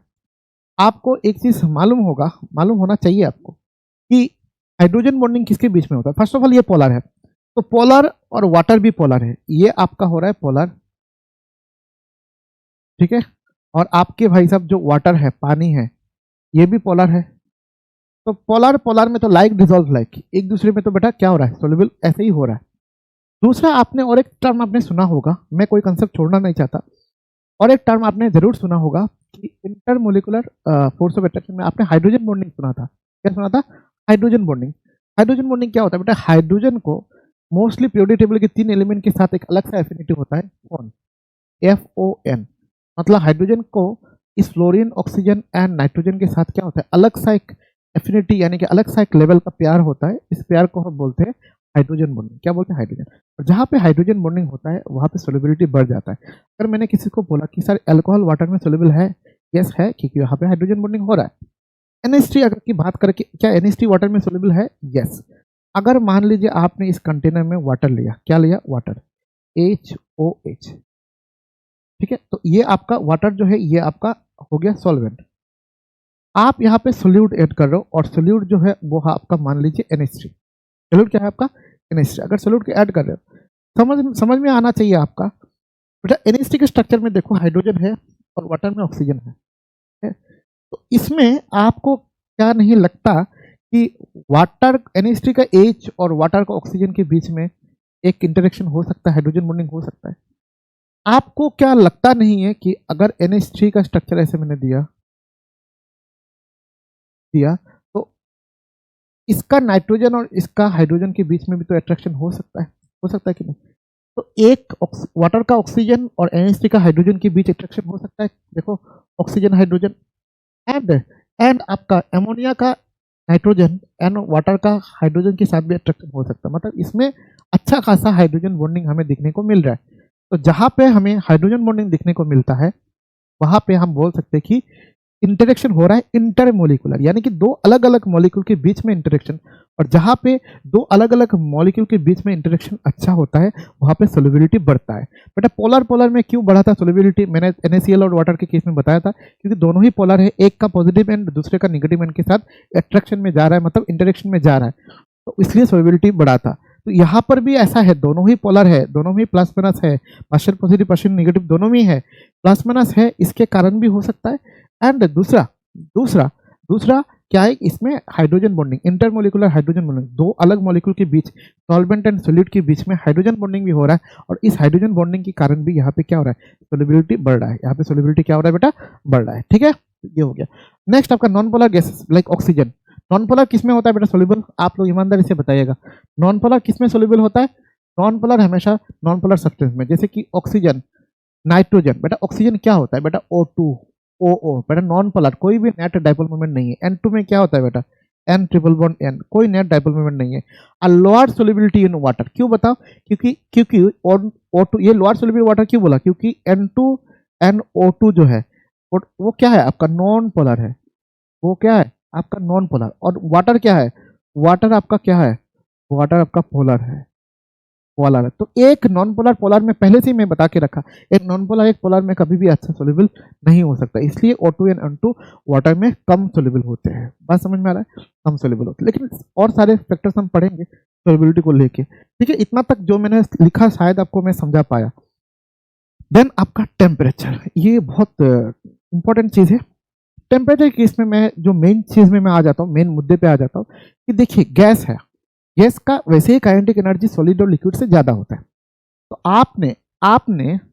आपने एक कंटेनर में, एक लिक्विड में आपने एक कंटेनर में, एक बेटा लिक्विड में आपने एक गैस को सोल्यूबल किया, आपने लिक्विड में एक गैस को सोल्यूबल किया, आप टेम्परेचर बढ़ा रहे हो बेटा, आप काइनेटिक एनर्जी को और बढ़ा रहे हो, आप रेंडमनेस को और बढ़ा रहे हो, आप एस्केपिंग टेंडेंसी को बढ़ा रहे हो, मतलब भागने की टेंडेंसी को बढ़ा रहे हो। काइनेटिक एनर्जी बढ़ रहा है, मतलब एस्केपिंग टेंडेंसी बढ़ रहा है, भागने की टेंडेंसी बढ़ रहा है। तो अगर आप टेम्परेचर बढ़ाओगे, गैस मॉलिक्यूल और ज़्यादा चाहेगा कि वो भाग जाए।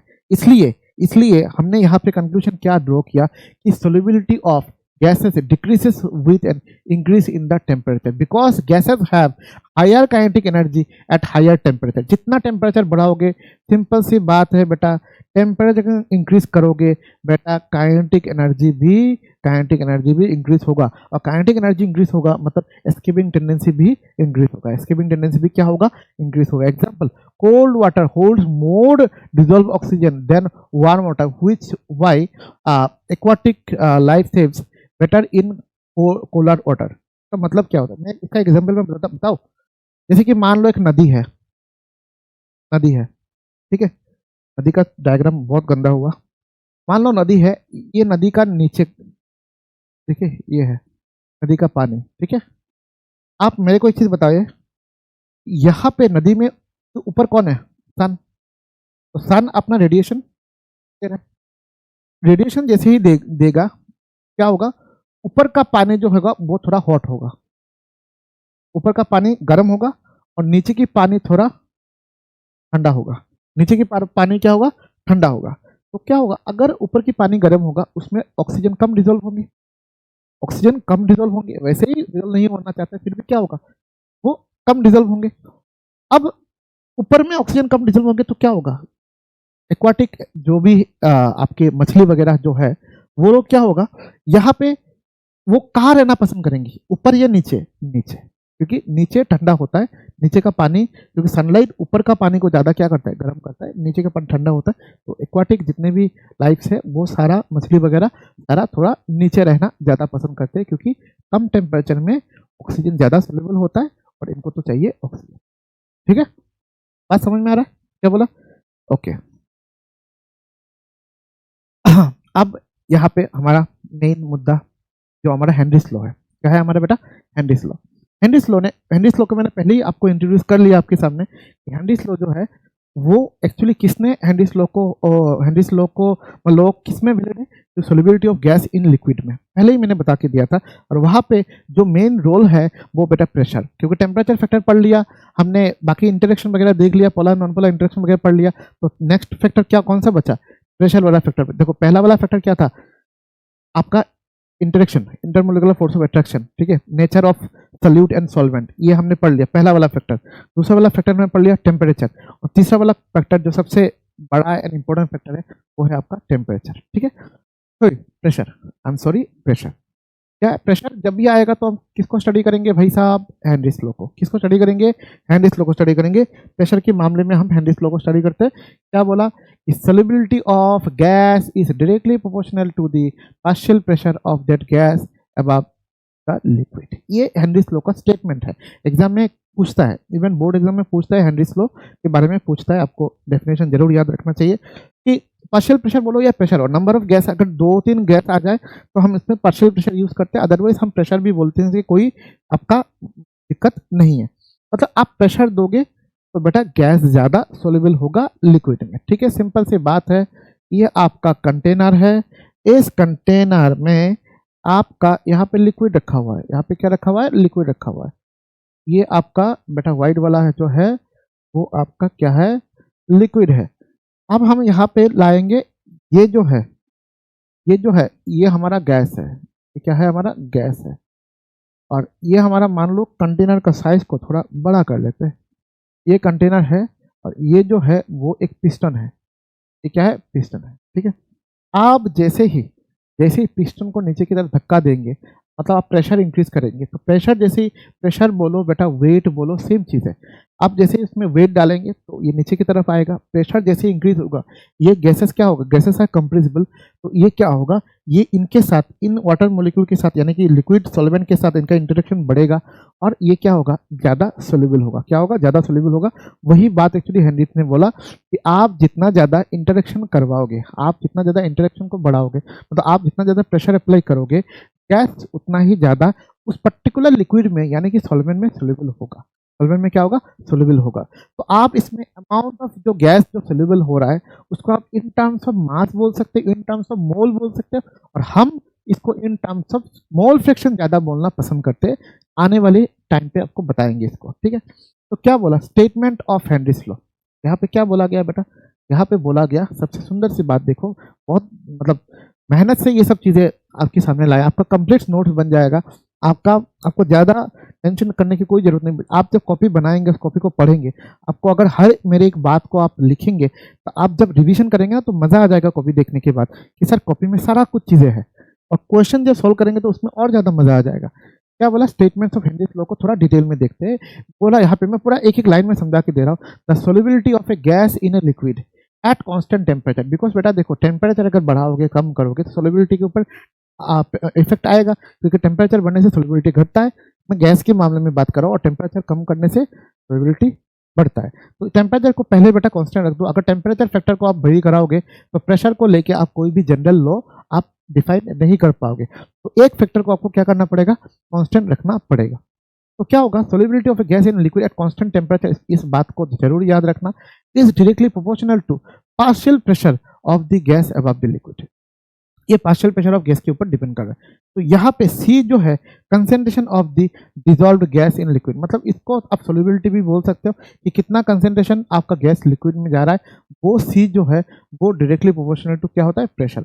अब जितना ज़्यादा बेटा प्रेशर अप्लाई करोगे उतना ही क्या होगा, गैस ज़्यादा डिजोल्व होगा, और उतना ही concentration of gas in liquid बढ़ेगा। बार बार बोल रहा हूँ, गैस इन सॉल्वेंट, आप जिस सॉल्वेंट में बढ़ा रहे हो उस सॉल्वेंट में उसका कंसेंट्रेशन बढ़ रहा है। इसी को ही बाद में हम in terms of mole fraction आपके सामने बताएंगे, ठीक है। जितना आप प्रेशर बढ़ाओगे उतना ही आपका सी जो है, आपका सोल्युबिलिटी यानी कि आपका कंसेंट्रेशन ऑफ आपका डिजोल्व गैस जो है वो बढ़ेगा, ठीक है। आप इसको हटाने के लिए, प्रोपोर्शनलिटी साइन को हटाने के लिए क्या लिखोगे, C equal to something constant into P। उस कांस्टेंट को हमने नाम क्या दिया, KH, और KH का मतलब क्या होता है, P तो partial pressure of the gas, ठीक है, और KH क्या होता है बेटा, हेनरिच कांस्टेंट, ठीक है। हेनरिच कांस्टेंट, ये Heinrich constant depend on the gas, solvent and temperature. Heinrich constant अलग अलग गैस के लिए, अलग अलग सॉल्यूट के लिए, अब मतलब सॉल्यूट यहाँ पे मतलब गैस, तो अलग अलग गैस के लिए हेनरिच लॉ क्या होता है, अलग अलग होता है। ये आप यहाँ पे देख सकते हो, एनसीईआरटी बुक में भी लिखा हुआ है कि अलग अलग गैस का KH का वैल्यू, हेनरिच कांस्टेंट का वैल्यू अलग अलग होता है। बात समझ में आ रहा है, क्या बोला ओके।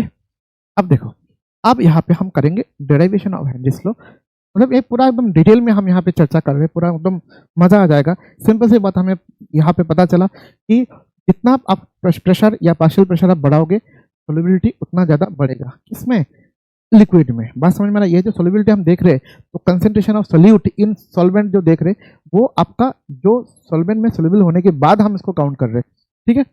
क्या बोला, consider a gas liquid equilibrium. Okay, gas liquid equilibrium मतलब कुछ गैस डिजोल्व हुआ है और कुछ गैस अभी भी डिजोल्व नहीं हुआ है। तो undissolved gas and dissolve gas के बीच में हम क्या कर रहे हैं, इक्विलिब्रियम हम मतलब एनालिसिस कर रहे हैं।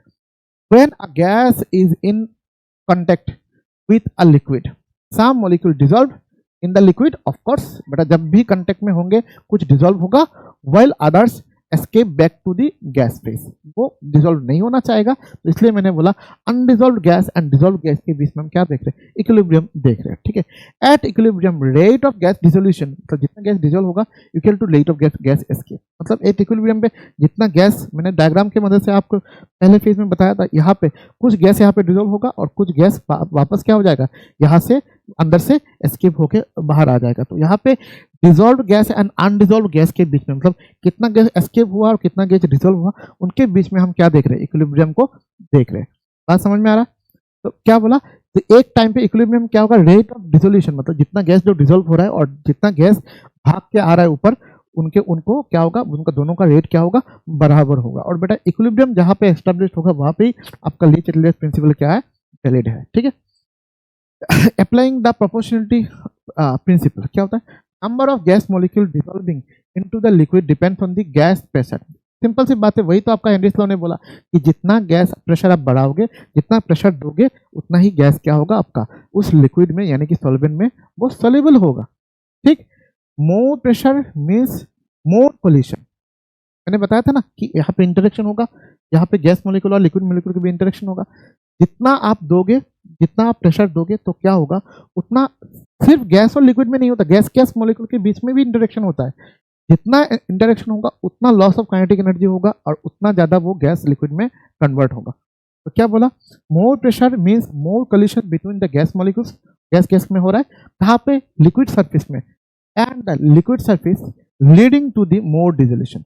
जितना आप प्रेशर दोगे उतना गैस मॉलिक्यूल के बीच में इंटरेक्शन बढ़ेगा, जितना इंटरेक्शन बढ़ेगा मतलब जितना कोलिशन बढ़ेगा उतना मोर कोलिशन होगा, तो क्या होगा, वो गैस लिक्विड सरफेस में ज़्यादा सोल्यूबल होगा, ज़्यादा क्या होगा बेटा, सोल्यूबल होगा। ठीक है, हर एक लाइन को मैंने अच्छी तरह से समझाया ताकि आपको कुछ भी दिक्कत ना आए।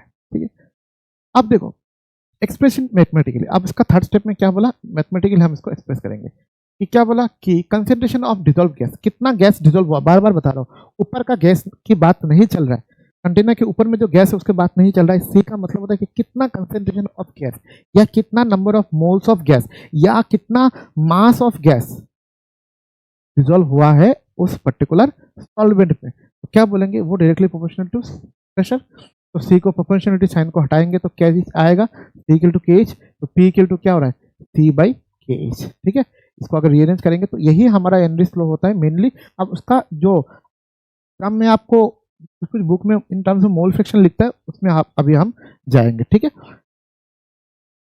अब देखो Henry's law in terms of mole fraction, ये बहुत ज़्यादा इंपॉर्टेंट है, बहुत ज़्यादा इंपॉर्टेंट है, बहुत ज़्यादा इंपॉर्टेंट है।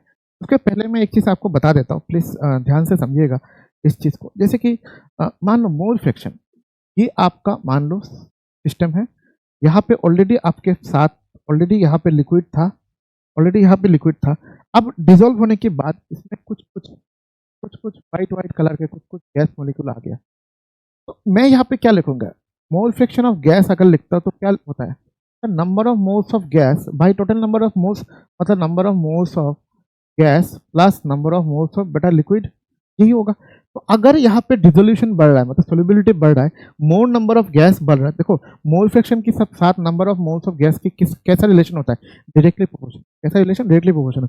अगर मोल फ्रैक्शन ऑफ गैस यहाँ पे बढ़ रहा है मतलब number of moles of gas in liquid क्या हो रहा है, बढ़ रहा है ऑटोमेटिकली। इसका नंबर ऑफ मोल जैसे ही बढ़ेगा तो इसका मोल फ्रैक्शन भी क्या होगा, ऐसे ही बढ़ेगा, क्योंकि मोल फ्रैक्शन ऑफ का फॉर्मूला ही होता है कि number of moles of that component by total number of moles, यही फॉर्मूला होता है। तो इसी बात को यहाँ पे बोलते हुए हेनरीज ने in terms of mole concept क्या दिया कि ये जो मोल फ्रैक्शन होता है, ये मोल फ्रैक्शन ऑफ गैस जो होता है वो directly proportional to partial pressure of gas. अब यहाँ पे कोई पार्शियल प्रेशर का मतलब होता है कोई पर्टिकुलर गैस ए की बारे में बात कर रहा हूँ, अगर बी और एक गैस आएगा तो उसका पार्शियल प्रेशर डिफरेंट होगा। ठीक है, तो पी ए अगर गैस है तो मोल फ्रैक्शन ऑफ ए क्या होगा, पार्शियल प्रेशर ऑफ ए, वहाँ पे कांस्टेंट को हटाएंगे तो क्या होगा, क्या डैश कांस्टेंट, उस कांस्टेंट को अगर इधर लेके आएंगे तो यहाँ से क्या होगा, यहाँ से पी ए इक्वल टू क्या होगा बेटा, 1 बाई के डैश इंटू काई ए। तो 1 बाई के डैश को उन्होंने क्या बोला, के एच।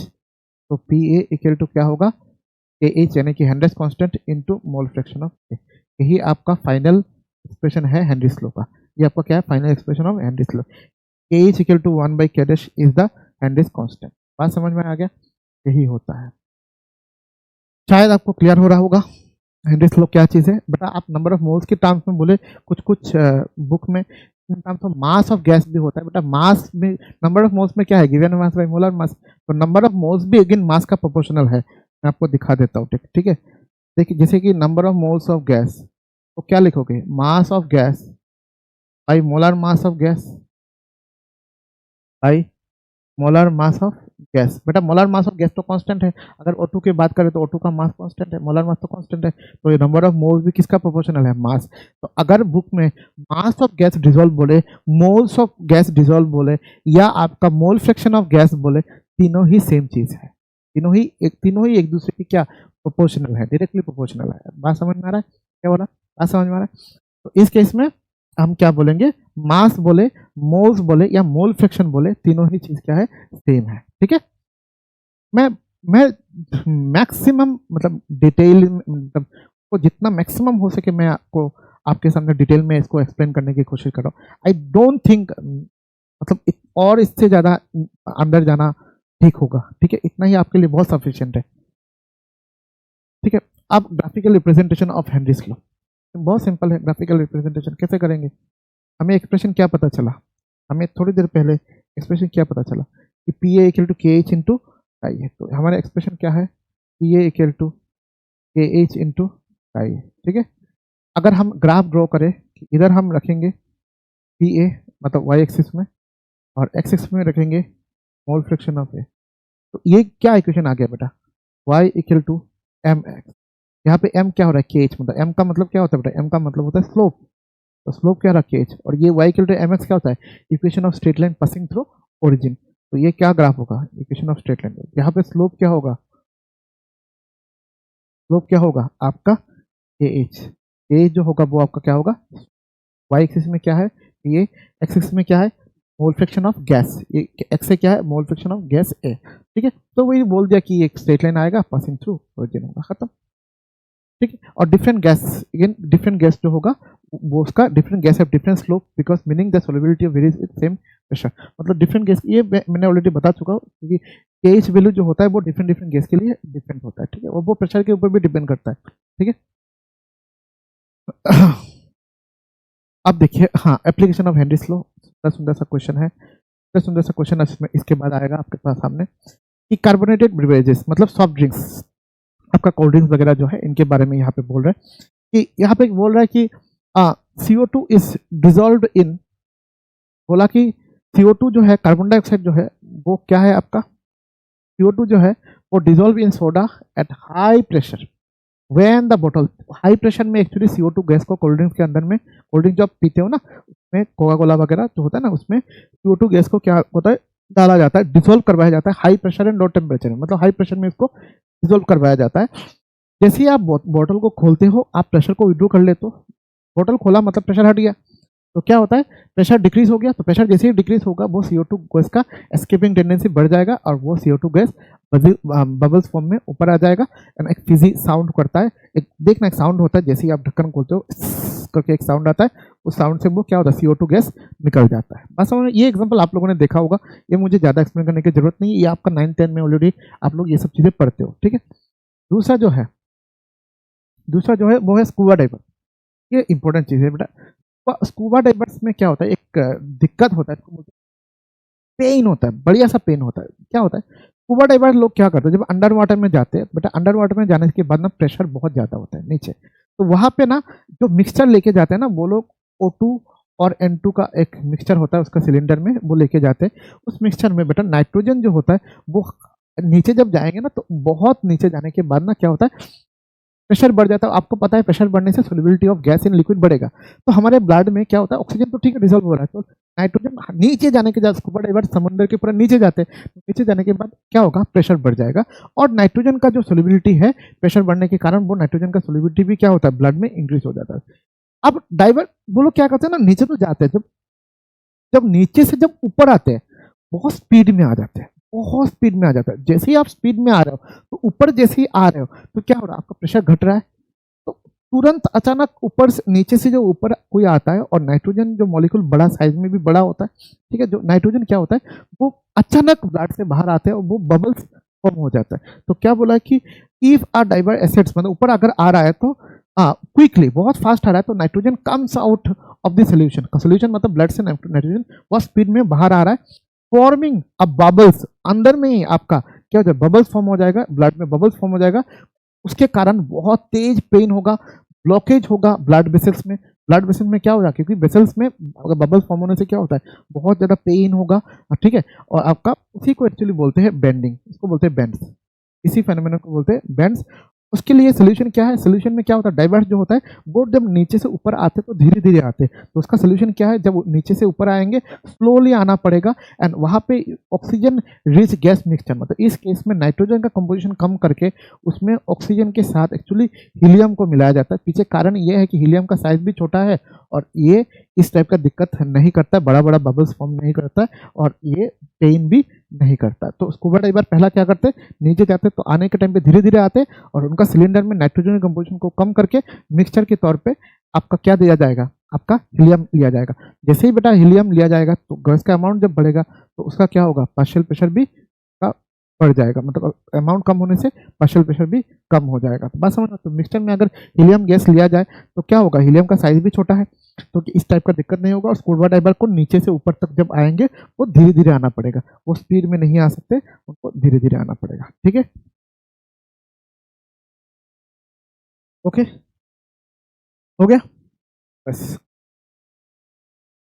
नेक्स्ट देखो, एक्वाटिक लाइफिंग ऑक्सीजन, मैंने बताया था कोल्ड वाटर होल्ड्स मोर डिजोल्व ऑक्सीजन, नीचे ठंडा पानी ज्यादा ऑक्सीजन पकड़ के रख पाता है, सोल्यूबल ज्यादा होता है, helping the aquatic organisms survive. इसलिए मैंने बताया था कि नदी या समुद्र जहाँ पर भी बोलो ऊपर में ज्यादा मछली वगैरह ज्यादा रहना नहीं चाहते, एक्वाटिक एनिमल्स जितने भी है वो ऊपर नहीं, और एक्वाटिक ऑर्गेनिज्म जो भी है वो ऊपर रहना नहीं चाहता है क्योंकि ऊपर में सनलाइट के कारण हीट ज्यादा होता है, हीट ज्यादा होने से ऑक्सीजन डिजोल्व कम होता है, नीचे ठंडा होता है, ठंडा होने से क्या होता है, ऑक्सीजन ज्यादा डिजोल्व होता है और इनको ऑक्सीजन मिलता है। ठीक है, यहाँ पे वही बोल दिया, warm water holds less oxygen leading to the fish, जो होता है ना वो सफोकेशन फील करता है। ठीक है, इसलिए वो हीटर मतलब ऊपर की में रहना नहीं चाहता है और जहाँ पे ठंडा पानी है वहाँ पे ज़्यादा रहना पसंद करता है। दूसरा जो है वो है हाई ऑल्टीट्यूड। हाई ऑल्टीट्यूड में क्या होता है समझ लो, हाई ऑल्टीट्यूड में क्या होता है, हाई ऑल्टीट्यूड में क्या होता है, एटमॉस्फेरिक प्रेशर जो होता है, प्रेशर लो होता है। हाई ऑल्टीट्यूड मतलब पहाड़ों में, पहाड़ की जगह पे जहाँ पे लेता है, मैं भी यहाँ एक बार गया था, वहाँ पे क्या बोलते हैं, एक जगह होता है याद होगा, नथुला बोल के, गैंगटॉक में है शायद, हाँ नथुला बोल के ऐसा जगह है, वहाँ पे इंडिया चाइना का बॉर्डर भी दिखता है। वहाँ पे ना 14,000 फीट, जितना मेरे को याद आ रहा है 14,000 फीट ऊंचा है उसमें। मैं जब एकदम टॉप में गया था ना, सच बताऊं मेरा ऑक्सीजन, मतलब मेरे को लग रहा है कि मतलब मेरे अंदर ऑक्सीजन है ही नहीं ऐसा फील हो रहा था, मैं नहीं मिल रहा ऑक्सीजन ऐसा फील होता है। तो लेकिन वहाँ पे कुछ मैंने, वहाँ पे जो लोकल्स है या कुछ आर्मी मतलब डिफेंस के लोगों को मैंने देखा वहाँ पे, क्योंकि बॉर्डर एरिया है तो वो लोग, उन लोगों को तो यहाँ पे रहना ही पड़ेगा, उन लोगों को खास कुछ दिक्कत नहीं हो रहा था, पता नहीं कि उन्होंने हैबिट बना लिया। तो क्या होता है कि एट हाई ऑल्टीट्यूड क्या होता है, एटमॉस्फेरिक प्रेशर लो होता है, उसके कारण ऑक्सीजन कम सोल्यूबल होता है ब्लड में। ठीक है, तो इसके लिए क्या होता है, डिफिकल्टीज होता है ब्रीदिंग में, होता है डेजीनेस होता है एंड नौचिया होता है। तो ये सब चीज़ें तो ऑलरेडी पता है। इसका सोल्यूशन क्या होता है, क्लाइंबर जो होता है वो लोग क्या करते हैं, ग्रेजुअली जाते हैं और ऑक्सीजन सिलेंडर या ऑक्सीजन टैंक भी साथ में लेके जाते हैं। लेकिन मैंने बाद में देखा कि बहुत सारे बच्चों को छोटा छोटा, तब वो ऐसा छोटा छोटा बॉटल की साइज में कुछ दिया जा रहा, ऑक्सीजन टाइप दिया जा रहा था, तो बहुत सारे बच्चे भी वहाँ पे चल रहे थे। वो चीज़ मेरे को बाद में दिखा, पहले मेरे को नहीं दिखा और मैं थोड़ी देर बाद में नीचे आ गया ताकि मुझे थोड़ा ऑक्सीजन मिल जाए। ठीक है, बात समझ में आ गया क्या होता, तो दिक्कत तो आएगा, पहली बार जाओगे तो दिक्कत आपको बहुत ज़्यादा आएगा और अचानक चढ़ जाओगे तो आपको और ज़्यादा दिक्कत आएगा। ठीक है, हाँ क्वेश्चन, द क्वेश्चन क्या बोल रहा है, बहुत सुंदर सा चीज़ है, बहुत बढ़िया चीज़ है। क्वेश्चन बोल रहा है the solubility of KNO3 in water increases with temperature, which of the following statement explain the behavior। ओ बढ़िया भाई, बढ़िया, क्वेश्चन को ध्यान से समझा जाए, मैं आप क्वेश्चन को समझाऊंगा बहुत। ये KNO3 है, अच्छी बात है, इसको बोलते हैं सल्यूट, तो बोलते हैं सल्यूट, प्लस हमने लिया सॉल्वेंट, KNO3 के साथ हमने क्या लिया, सॉल्वेंट, और ये सोल्यूबल होने के बाद बन रहा है सोल्यूबल। ठीक है, बोला कि which of the following statement explain the behaviour, इसका बिहेवियर क्या होता है, बोला कि solubility of KNO3 in water increases with temperature. बोला यहाँ पे बोल रहा है, क्वेश्चन जो यहाँ पे कर रहा है कि अगर टेम्परेचर को आप इंक्रीज करोगे तो सोल्युबिलिटी भी क्या हो रहा है, इंक्रीज हो रहा है, यही चीज बोल रहा है। अब आप जाओ वो वाला कंडीशन में जाओ जहाँ पे मैंने पढ़ाया था कि यहाँ पे अगर पहला केस में मैं मान के चल रहा हूँ कि रिएक्शन एंडोथर्मिक है, चलो रिएक्शन में मान के चल रहा हूँ एंडोथर्मिक, पहला वाला केस। तो रिएक्शन अगर एंडोथर्मिक है तो बेटा हीट जो होगा वो लेफ्ट साइड में होगा, मतलब ये KN3 डिजोल्व होने के लिए हीट जो है वो डिजोल्व होने के लिए क्या किसको ले रहा है, वो हीट को ले रहा है, और ये सोल्यूबल हो रहा है, मतलब हीट एब्जॉर्ब कर रहा है। रिएक्शन को मैं मान के चल रहा हूँ ये एंडोथर्मिक है, ठीक है। एंडोथर्मिक अगर सेटिस्फाई नहीं कर रहा है तो मैं एक्सोथर्मिक में जाऊंगा, कोई दिक्कत नहीं। तो ये बोल रहा है कि KNO3 जो है वो एंडोथर्मिक है, मैं मान रहा हूँ एंडोथर्मिक है, और ये हीट को एब्जॉर्ब कर रहा है, ठीक है। अब जैसे कि मैं टेम्परेचर बढ़ाऊंगा, जैसे ही मैं टेम्परेचर को बढ़ाऊंगा बोला सोल्युबिलिटी बढ़ जाएगा। जैसे ही मैं टेम्परेचर को बढ़ाऊंगा बोला कि जैसे ही मैं टेम्परेचर को बढ़ाऊंगा बोला कि सोल्युबिलिटी जो है बढ़ जाएगा, ठीक है। बढ़ा के देखते, मैंने क्यू को बढ़ाया तो लेफ्ट साइड बढ़ गया, लेफ्ट साइड का क्वांटिटी बढ़ गया, कुछ बढ़ गया लेफ्ट साइड में। अब क्या करेगा, ये रिएक्शन को ऑर्डर देगा कि आप राइट साइड में जाओ, आप राइट साइड में जाओ, मतलब आप और ज़्यादा सोल्यूशन बनाओ। और सोल्यूशन कैसे बनेगा, जैसे सोल्यूट ज़्यादा सॉल्वेंट में घुलेगा, मतलब हमारा जो क्या बोलते हैं थ्योरी काम कर गया। पहले हमने क्या कंसीडर किया, ऐसे ही पहले हमारा थ्योरी में क्या था, एंडोथर्मिक था। अगर एंडोथर्मिक नहीं होता तो एक्सोथर्मिक कंसीडर करते। एंडोथर्मिक का मतलब होता है लेफ्ट साइड में क्यू देना। तो अगर हम टेम्परेचर को बढ़ा रहे मतलब हम लेफ्ट साइड की कोई क्वांटिटी को बढ़ा रहे, तो इक्विलिब्रियम क्या होगा, राइट में शिफ्ट होगा, मतलब मोर KNO3 मोर सॉल्वेंट में सोल्यूबल होगा और मोर सोल्यूशन बनाएगा, ठीक है। ये सोल्यूबल नहीं सोल्यूशन होगा, मोर सोल्यूशन बनाएगा, यही बोलता है कि मोर सोल्यूशन बनाएगा। तो यहाँ पे रिएक्शन अगर एंडोथर्मिक होगा तभी क्या होगा, टेम्परेचर इंक्रीज होने से सोल्युबिलिटी बढ़ेगा। तो ऑप्शन क्या है, the dissolution in KNO3 is exothermic, ना जी ना, ये एक्सोथर्मिक तो नहीं है, ये dissolution is endothermic process, yes. ये अगर एंडोथर्मिक होगा तभी क्या होगा, तभी आपका सोल्युबिलिटी जो है टेम्परेचर के साथ बढ़ेगा, टेम्परेचर बढ़ने से सोल्युबिलिटी बढ़ेगा। अगर एक्सोथर्मिक होगा तो राइट साइड में होता तो उल्टा घट जाता। बस समझ आ रहा है, देखो कहाँ थ्योरी पढ़ा था और कहाँ इसमें यूज हो रहा है, ठीक है। देखो बोला which of the following factors does not affect the solubility of solid in liquid। solubility of solid in liquid, ध्यान से समझना बेटा, solubility of solid in liquid बोला, कौन, टेम्परेचर तो मैटर करता है सॉलिड के केस में, टेम्परेचर, तभी तो एंडोथर्मिक एक्सोथर्मिक देखा। Nature of solute solvent matter करता है, कॉमन आयन इफेक्ट भी करता है, मैं बताता हूँ कॉमन आयन इफेक्ट क्या है, इसको मैं एक्सप्लेन करता हूँ, इसके ऊपर क्वेश्चन भी मैं कराऊंगा। लेकिन प्रेशर जो है वो डिपेंड नहीं करता है, प्रेशर जो है वो सॉलिड के सोल्युबिलिटी के ऊपर प्रेशर का कोई भी इफेक्ट नहीं होता है। तो आंसर क्या होगा, pressure. Which of the following factor does not affect the solubility of solid in liquid, उसमें कौन सा वाला फैक्टर आएगा, उसमें जो फैक्टर आएगा वो फैक्टर होगा आपका प्रेशर। कौन होगा, प्रेशर। बात समझ आ रहा है, शायद समझ में आना चाहिए बेटा, कोई बात नहीं, ठीक है। अब इसमें कॉमन आयन इफेक्ट क्या है, कैसे वो रोल प्ले करता है, सिंपल से इसमें भी बेटा इक्विलिब्रियम का कंसेप्ट लगेगा। जैसे कि मेरे पास है AgCl, चलो मैंने लिया यहाँ पे NaCl नहीं, AgCl। बेटा AgCl कैसा होता है, Ag प्लस Cl माइनस, ये हो रहा था, AgCl टूट के Ag प्लस Cl माइनस हो रहा था, सपोज करो, ठीक है। वो सॉल्वेंट में ये टूट रहा था। अभी हुआ क्या है कि मैंने ना यहाँ पे, और ये याद रखना, ये AgCl एक वीक इलेक्ट्रोलाइट है, एक वीक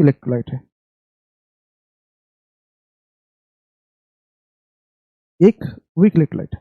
मैंने यहाँ से अभी उस सॉल्यूशन में यहाँ पे कुछ तो सॉल्वेंट है, ठीक है, उसमें हमने NaCl को मिला दिया, किसको मिला दिया, NaCl को मिला दिया, ठीक है, सॉलिड। बेटा ये जो है ये एक स्ट्रॉन्ग इलेक्ट्रोलाइट है, ये क्या है, स्ट्रॉन्ग इलेक्ट्रोलाइट। तो क्या होता है स्ट्रॉन्ग इलेक्ट्रोलाइट, क्या होता है, वो 100% सोल्यूशन होता है, 100% ब्रेकडाउन होता है, मतलब टूटता है, ठीक है।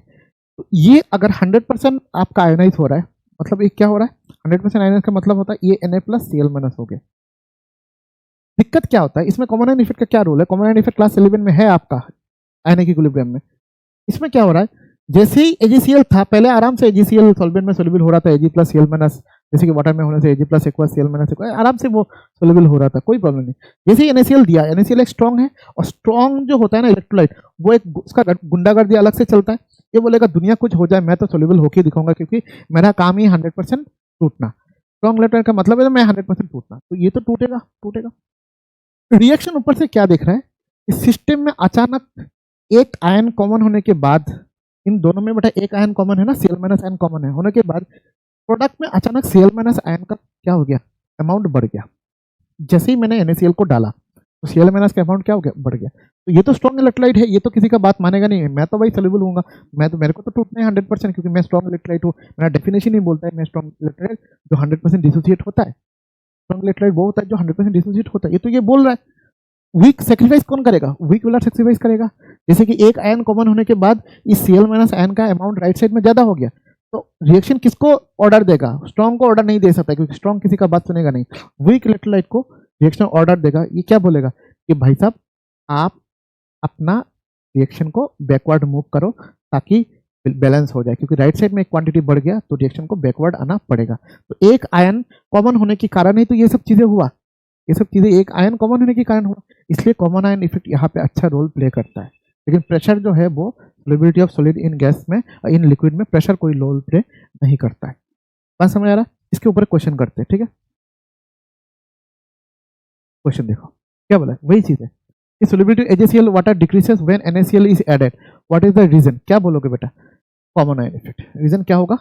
Common ion effect. Common ion effect की वजह से वो क्या हो रहा है, इसका सोल्युबिलिटी घट रहा है। वही चीज मैंने आपको अभी बताया, अभी मैंने ये चीज एक्सप्लेन किया। देखो मैंने एक्सप्लेन वही किया ना, इसका सोल्युबिलिटी कैसे घट रहा है, क्योंकि कॉमन आयन इफेक्ट की वजह से। ठीक है, कहा गया भाई, ठीक है, इसलिए कॉमन आयन एजीसीएल का जब NaCl उसमें ऐड किया, जब NaCl उसमें ऐड किया तो क्या हो रहा है, उसका इफेक्ट घट रहा है। क्यों?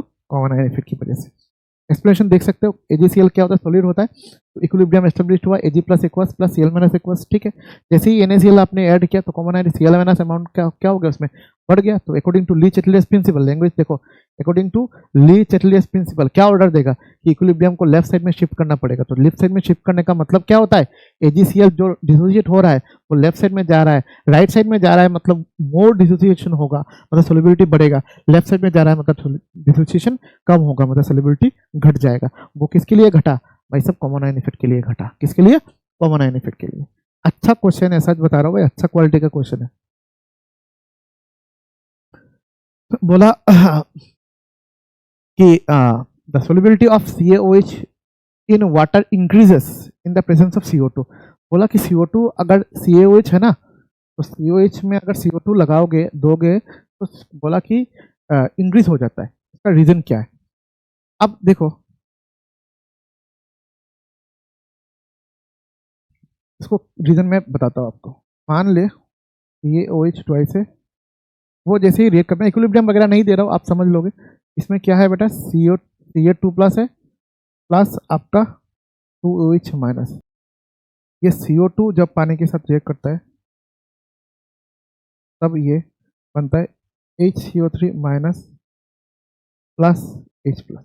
ठीक है, और ये जो HCO3 माइनस, जब ये जो HCO3 माइनस जब रिएक्ट करेगा, ये OH माइनस के साथ जैसे ही रिएक्शन करेगा तो क्या बनाएगा, CO3 2 माइनस प्लस H2 बनाएगा, CO3 2 माइनस प्लस H2।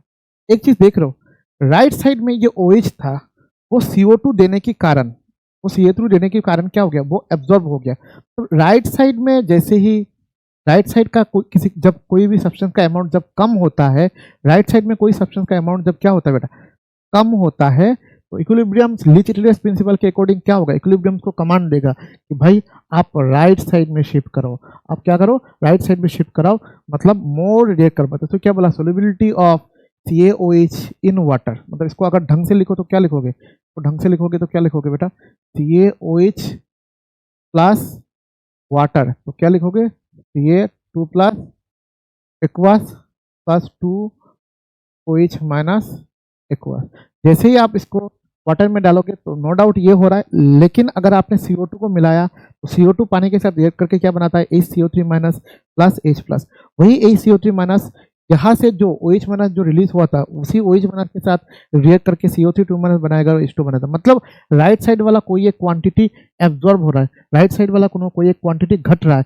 तो ली चैटलियस प्रिंसिपल क्या बोलेगा, इक्विलिब्रियम डिस्टर्ब हो चुका है, अब इक्विलिब्रियम को राइट साइड में जाना पड़ेगा, मतलब सोल्युबिलिटी इंक्रीज होगा। मतलब राइट साइड में जाने का मतलब ही क्या होता है, सोल्युबिलिटी इंक्रीज होना। इसलिए बोला solubility of CaOH twice in water increases in the presence of CO2।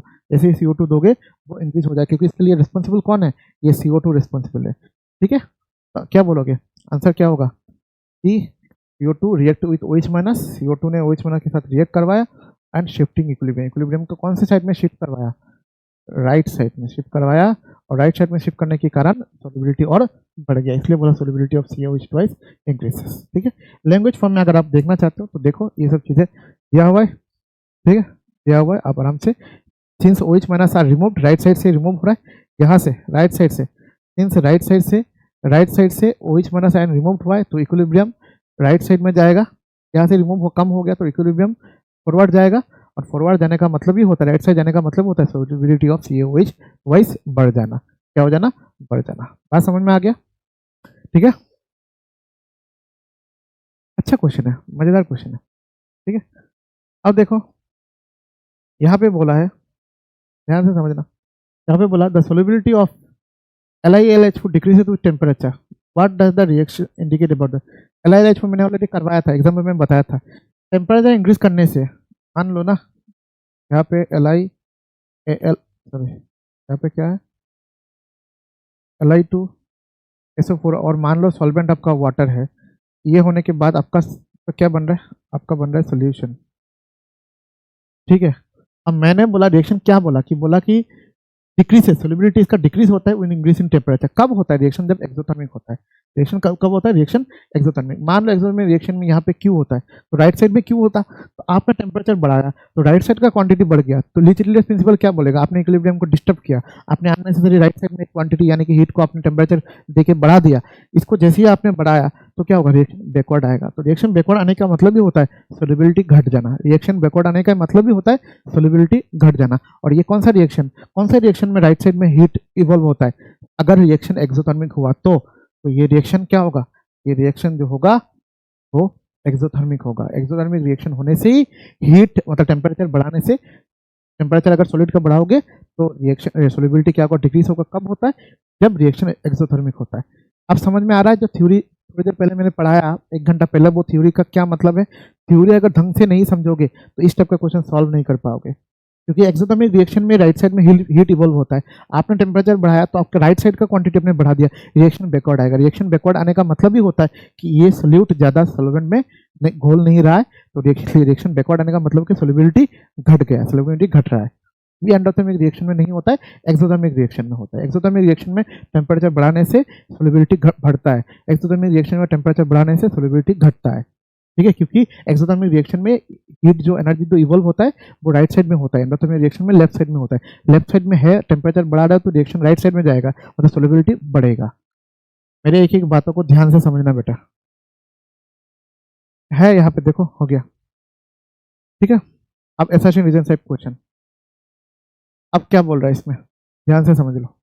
बोला कि solubility of most salts increases with temperature. ठीक है, सॉल्ट टेम्परेचर बढ़ाने से इंक्रीज होता है।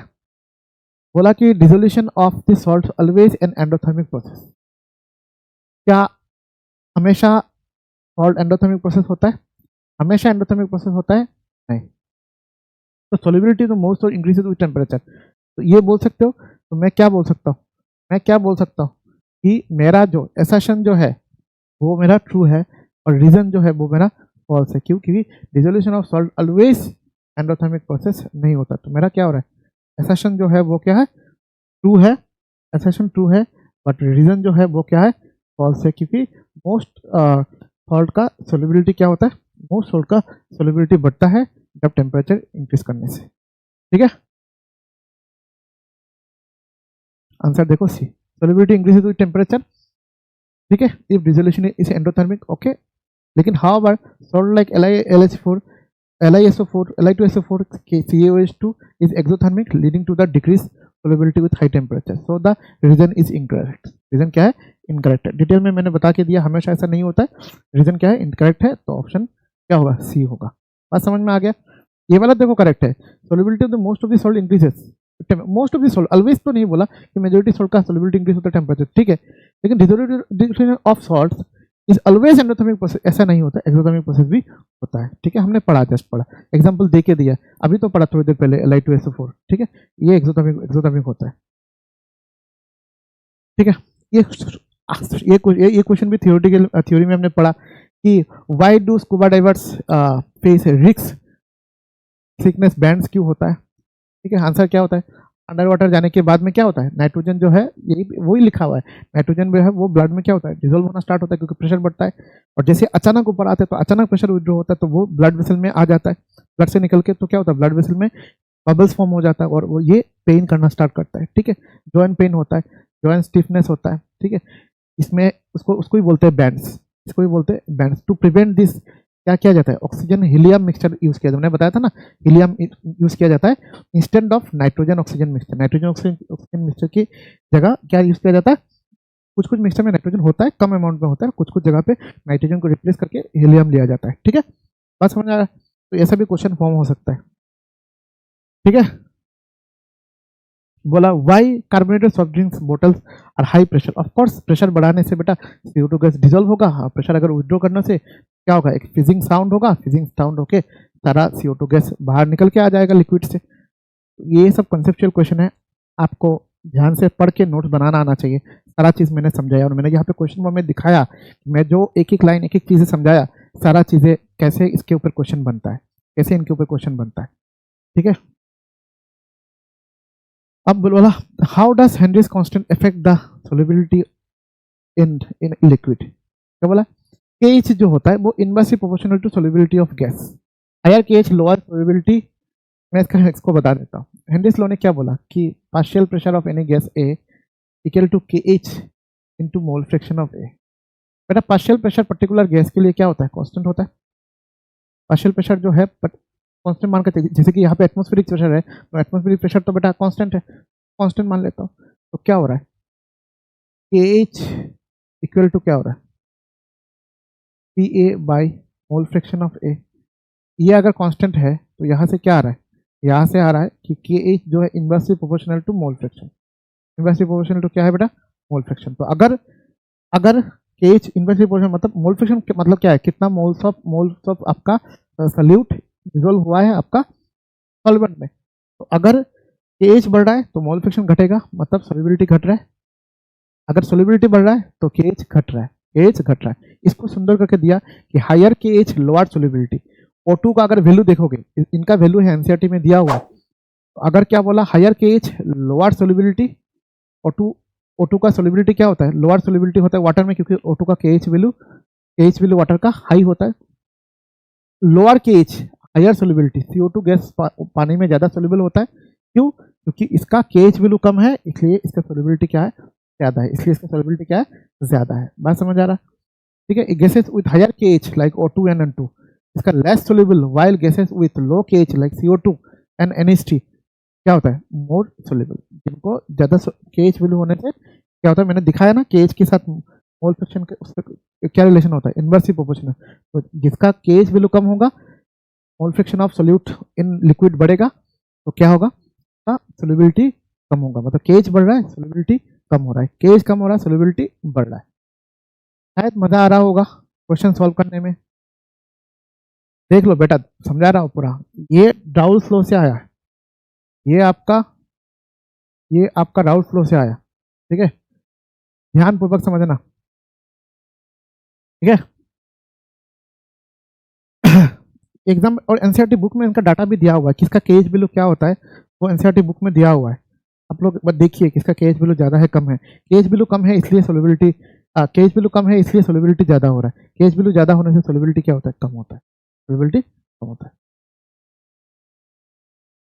ठीक है। Cold water holds dissolve oxygen more than warm water, बात तो सही है। कोल्ड वाटर ज्यादा ऑक्सीजन को रख पाता है, सही बात है। Solubility of gas in liquid decreases with increase in temperature. Solubility of क्या बोला, gas in liquid increases with temperature. हाँ, टेम्परेचर बढ़ाओगे तो सोल्युबिलिटी तो घटेगा। तो ठीक है, दोनों ही बात सेम हो गया। कोल्ड वाटर में टेम्परेचर कम होता है इसलिए solubility of gas in liquid ज़्यादा होता है, और हॉट वाटर में टेम्परेचर ज़्यादा होता है इसलिए ऊपर की पोर्शन में आपका ऑक्सीजन यानी कि गैस कम डिजोल्व होता है। ये आंसर सही है। Both assertion and reason R true and R is the correct explanation of the A. ये सही बात है, टेम्परेचर के लिए ही ऐसा होता है, कोल्ड वाटर में ज़्यादा होल्ड करके रख पाता है, ठीक है। तो आंसर ए है।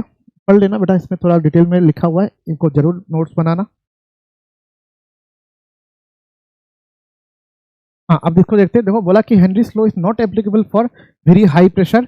ये वाला जो है ये ट्रू है, क्योंकि ज़्यादा हाई प्रेशर होने से हेनरीज लॉ वैलिड नहीं होता है, क्योंकि हाई प्रेशर होने से आपका क्या होता है, जो रिएक्टेंट यानी कि जो सोल्यूट है वो सॉल्वेंट के साथ केमिकली रिएक्ट करना स्टार्ट कर देते हैं और नया कुछ बन जाता है। तो इस केस में हेनरीज लॉ प्रेशर तो चाहिए ठीक है, लेकिन ज़्यादा हाई प्रेशर के लिए हेनरीज लॉ वैलिड नहीं है। अदरवाइज ज़्यादा हाई प्रेशर देने से कभी कभी सोल्युबिलिटी कांस्टेंट भी हो जाता है, ठीक है, और घट भी जाता है। तो इसलिए बोला at high pressure gases start interacting with solvent chemically. Yes, तो क्या हो रहा है आपका बोथ ए एंड आपका आर क्या हो रहा है, ट्रू हो रहा है, क्योंकि हेनरीज लॉ ज़्यादा हाई प्रेशर के लिए हेनरीज लॉ क्या है, वैलिड नहीं है। ये एक इन्फॉर्मेशन मेरे को देना था आपके साथ, इसलिए मैंने इसको क्वेश्चन फॉर्म में दे दिया, ठीक है, ये अच्छा इन्फॉर्मेशन है, ठीक है।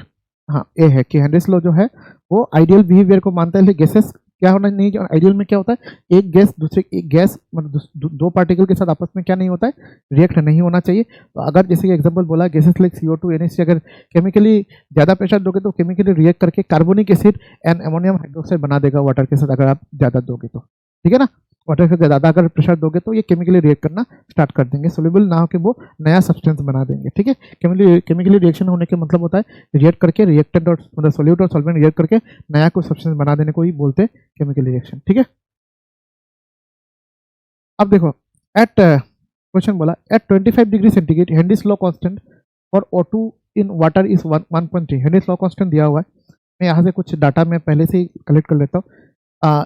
ये जो वैल्यू है वो KH का वैल्यू है, ठीक है। If the partial pressure of O2, ये जो है वो पार्शियल प्रेशर ऑफ O2 का दिया हुआ है। Find the solubility of O2, solubility का मतलब ही होता है, मैंने क्या बताया, मोल फ्रैक्शन। तो क्या होता है बेटा, partial pressure equal to KH into partial pressure A नहीं लिखेंगे इस बार, क्या लिखेंगे, partial pressure on O2 equal to KH, ठीक है, इंटू बेटा KH भी रटन नहीं बनना पड़ता, ये एग्जाम में गिवन होगा। तो मोल फ्रैक्शन ऑफ O2, आपको क्या बोला, मोल फ्रैक्शन निकालने के लिए बोला, तो क्या होगा, PO2 कितना देगा पार्शियल प्रेशर 0.21, केज का value 1.3 into 10⁵ into mole fraction of O2। तो यहाँ से क्या आएगा, मोल फ्रैक्शन ऑफ O2 क्या आएगा 0.21 बाई 1.3 इंटू 10⁵, 1.3 इंटू 10⁵, इतना आएगा।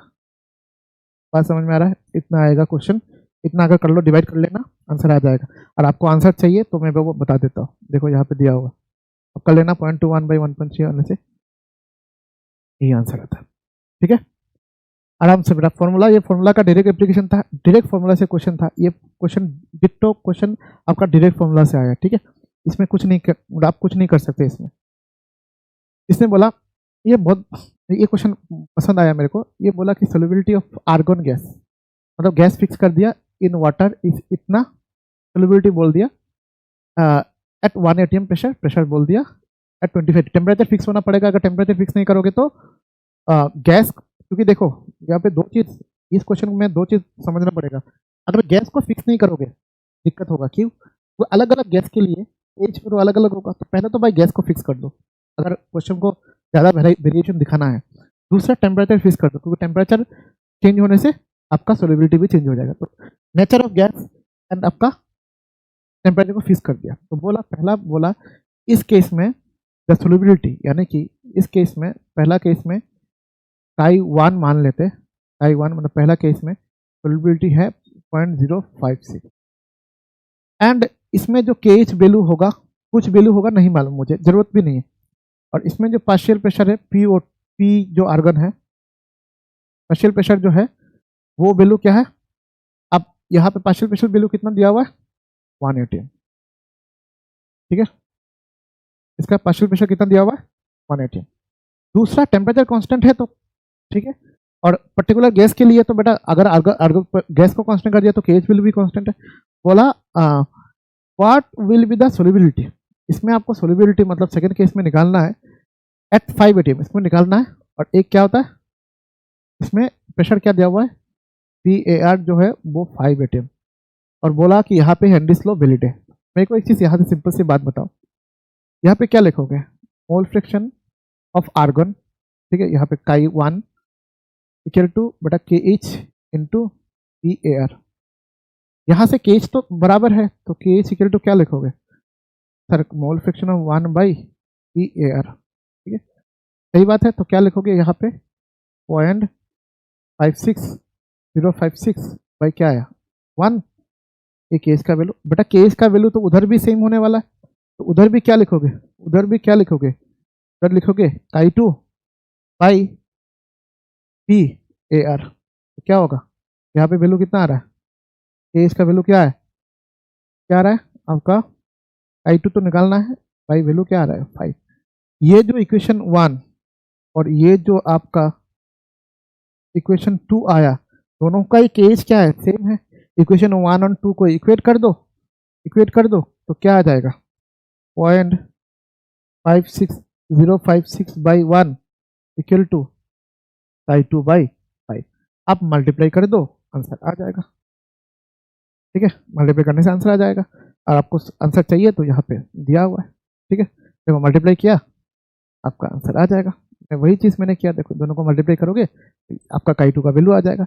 तो मैंने गैस जैसे ही फिक्स किया, जैसे ही गैस को फिक्स किया बेटा, ये केस का वैल्यू दोनों ही केस में क्या हो गया, सेम हो गया। केस का वैल्यू दोनों ही केस में क्या हो गया, सेम हो गया, इसलिए केस को दोनों साइड में क्या कर दिया मैंने, इक्वेट कर दिया। बात समझ में, गैस अगर कांस्टेंट होने से केस का वैल्यू भी क्या होता है, सेम होता है। और टेम्परेचर तो चेंज मतलब फिक्स किया ही है उनका, ठीक है। तो जो मैंने इन्फॉर्मेशन मेरे को देना था वो मैं दे चुका हूँ, आप कर लेना, खत्म। तो मैंने अपने हिसाब से जितना हो सके बेटा डिटेल में मैंने इसको कवर किया। तो सब तो लास्ट में जो मैं लिखता हूँ बच्चों को, थैंक यू इतना टाइम लेके देखने के लिए, ठीक है। एंड आपको शायद बहुत कुछ चीज़ें जानने को मिलेगा। अगर फिर भी कुछ दिक्कत वगैरह होता है बेटा, कॉन्टेक्ट डिटेल्स होता है, आप लोग कॉन्टेक्ट कीजिएगा, मैं ज़रूर रिस्पॉन्ड करूँगा। आप टेक्नोलॉजी बहुत हाई है बेटा, आप किसी भी कोने पे क्यों ना बैठा हो, आपको मैं अभी तुरंत सेकंड के अंदर में आपको ऑनलाइन फेस टू फेस में ले सकता हूँ, ठीक है। तो वही है कि आप इसको देखिए, रिवाइंड करके देखिए। इंसान हूँ, अगर कुछ गलती भी हुआ है तो भूल चूक होने से माफ़ कर देना, ठीक है। Thank you.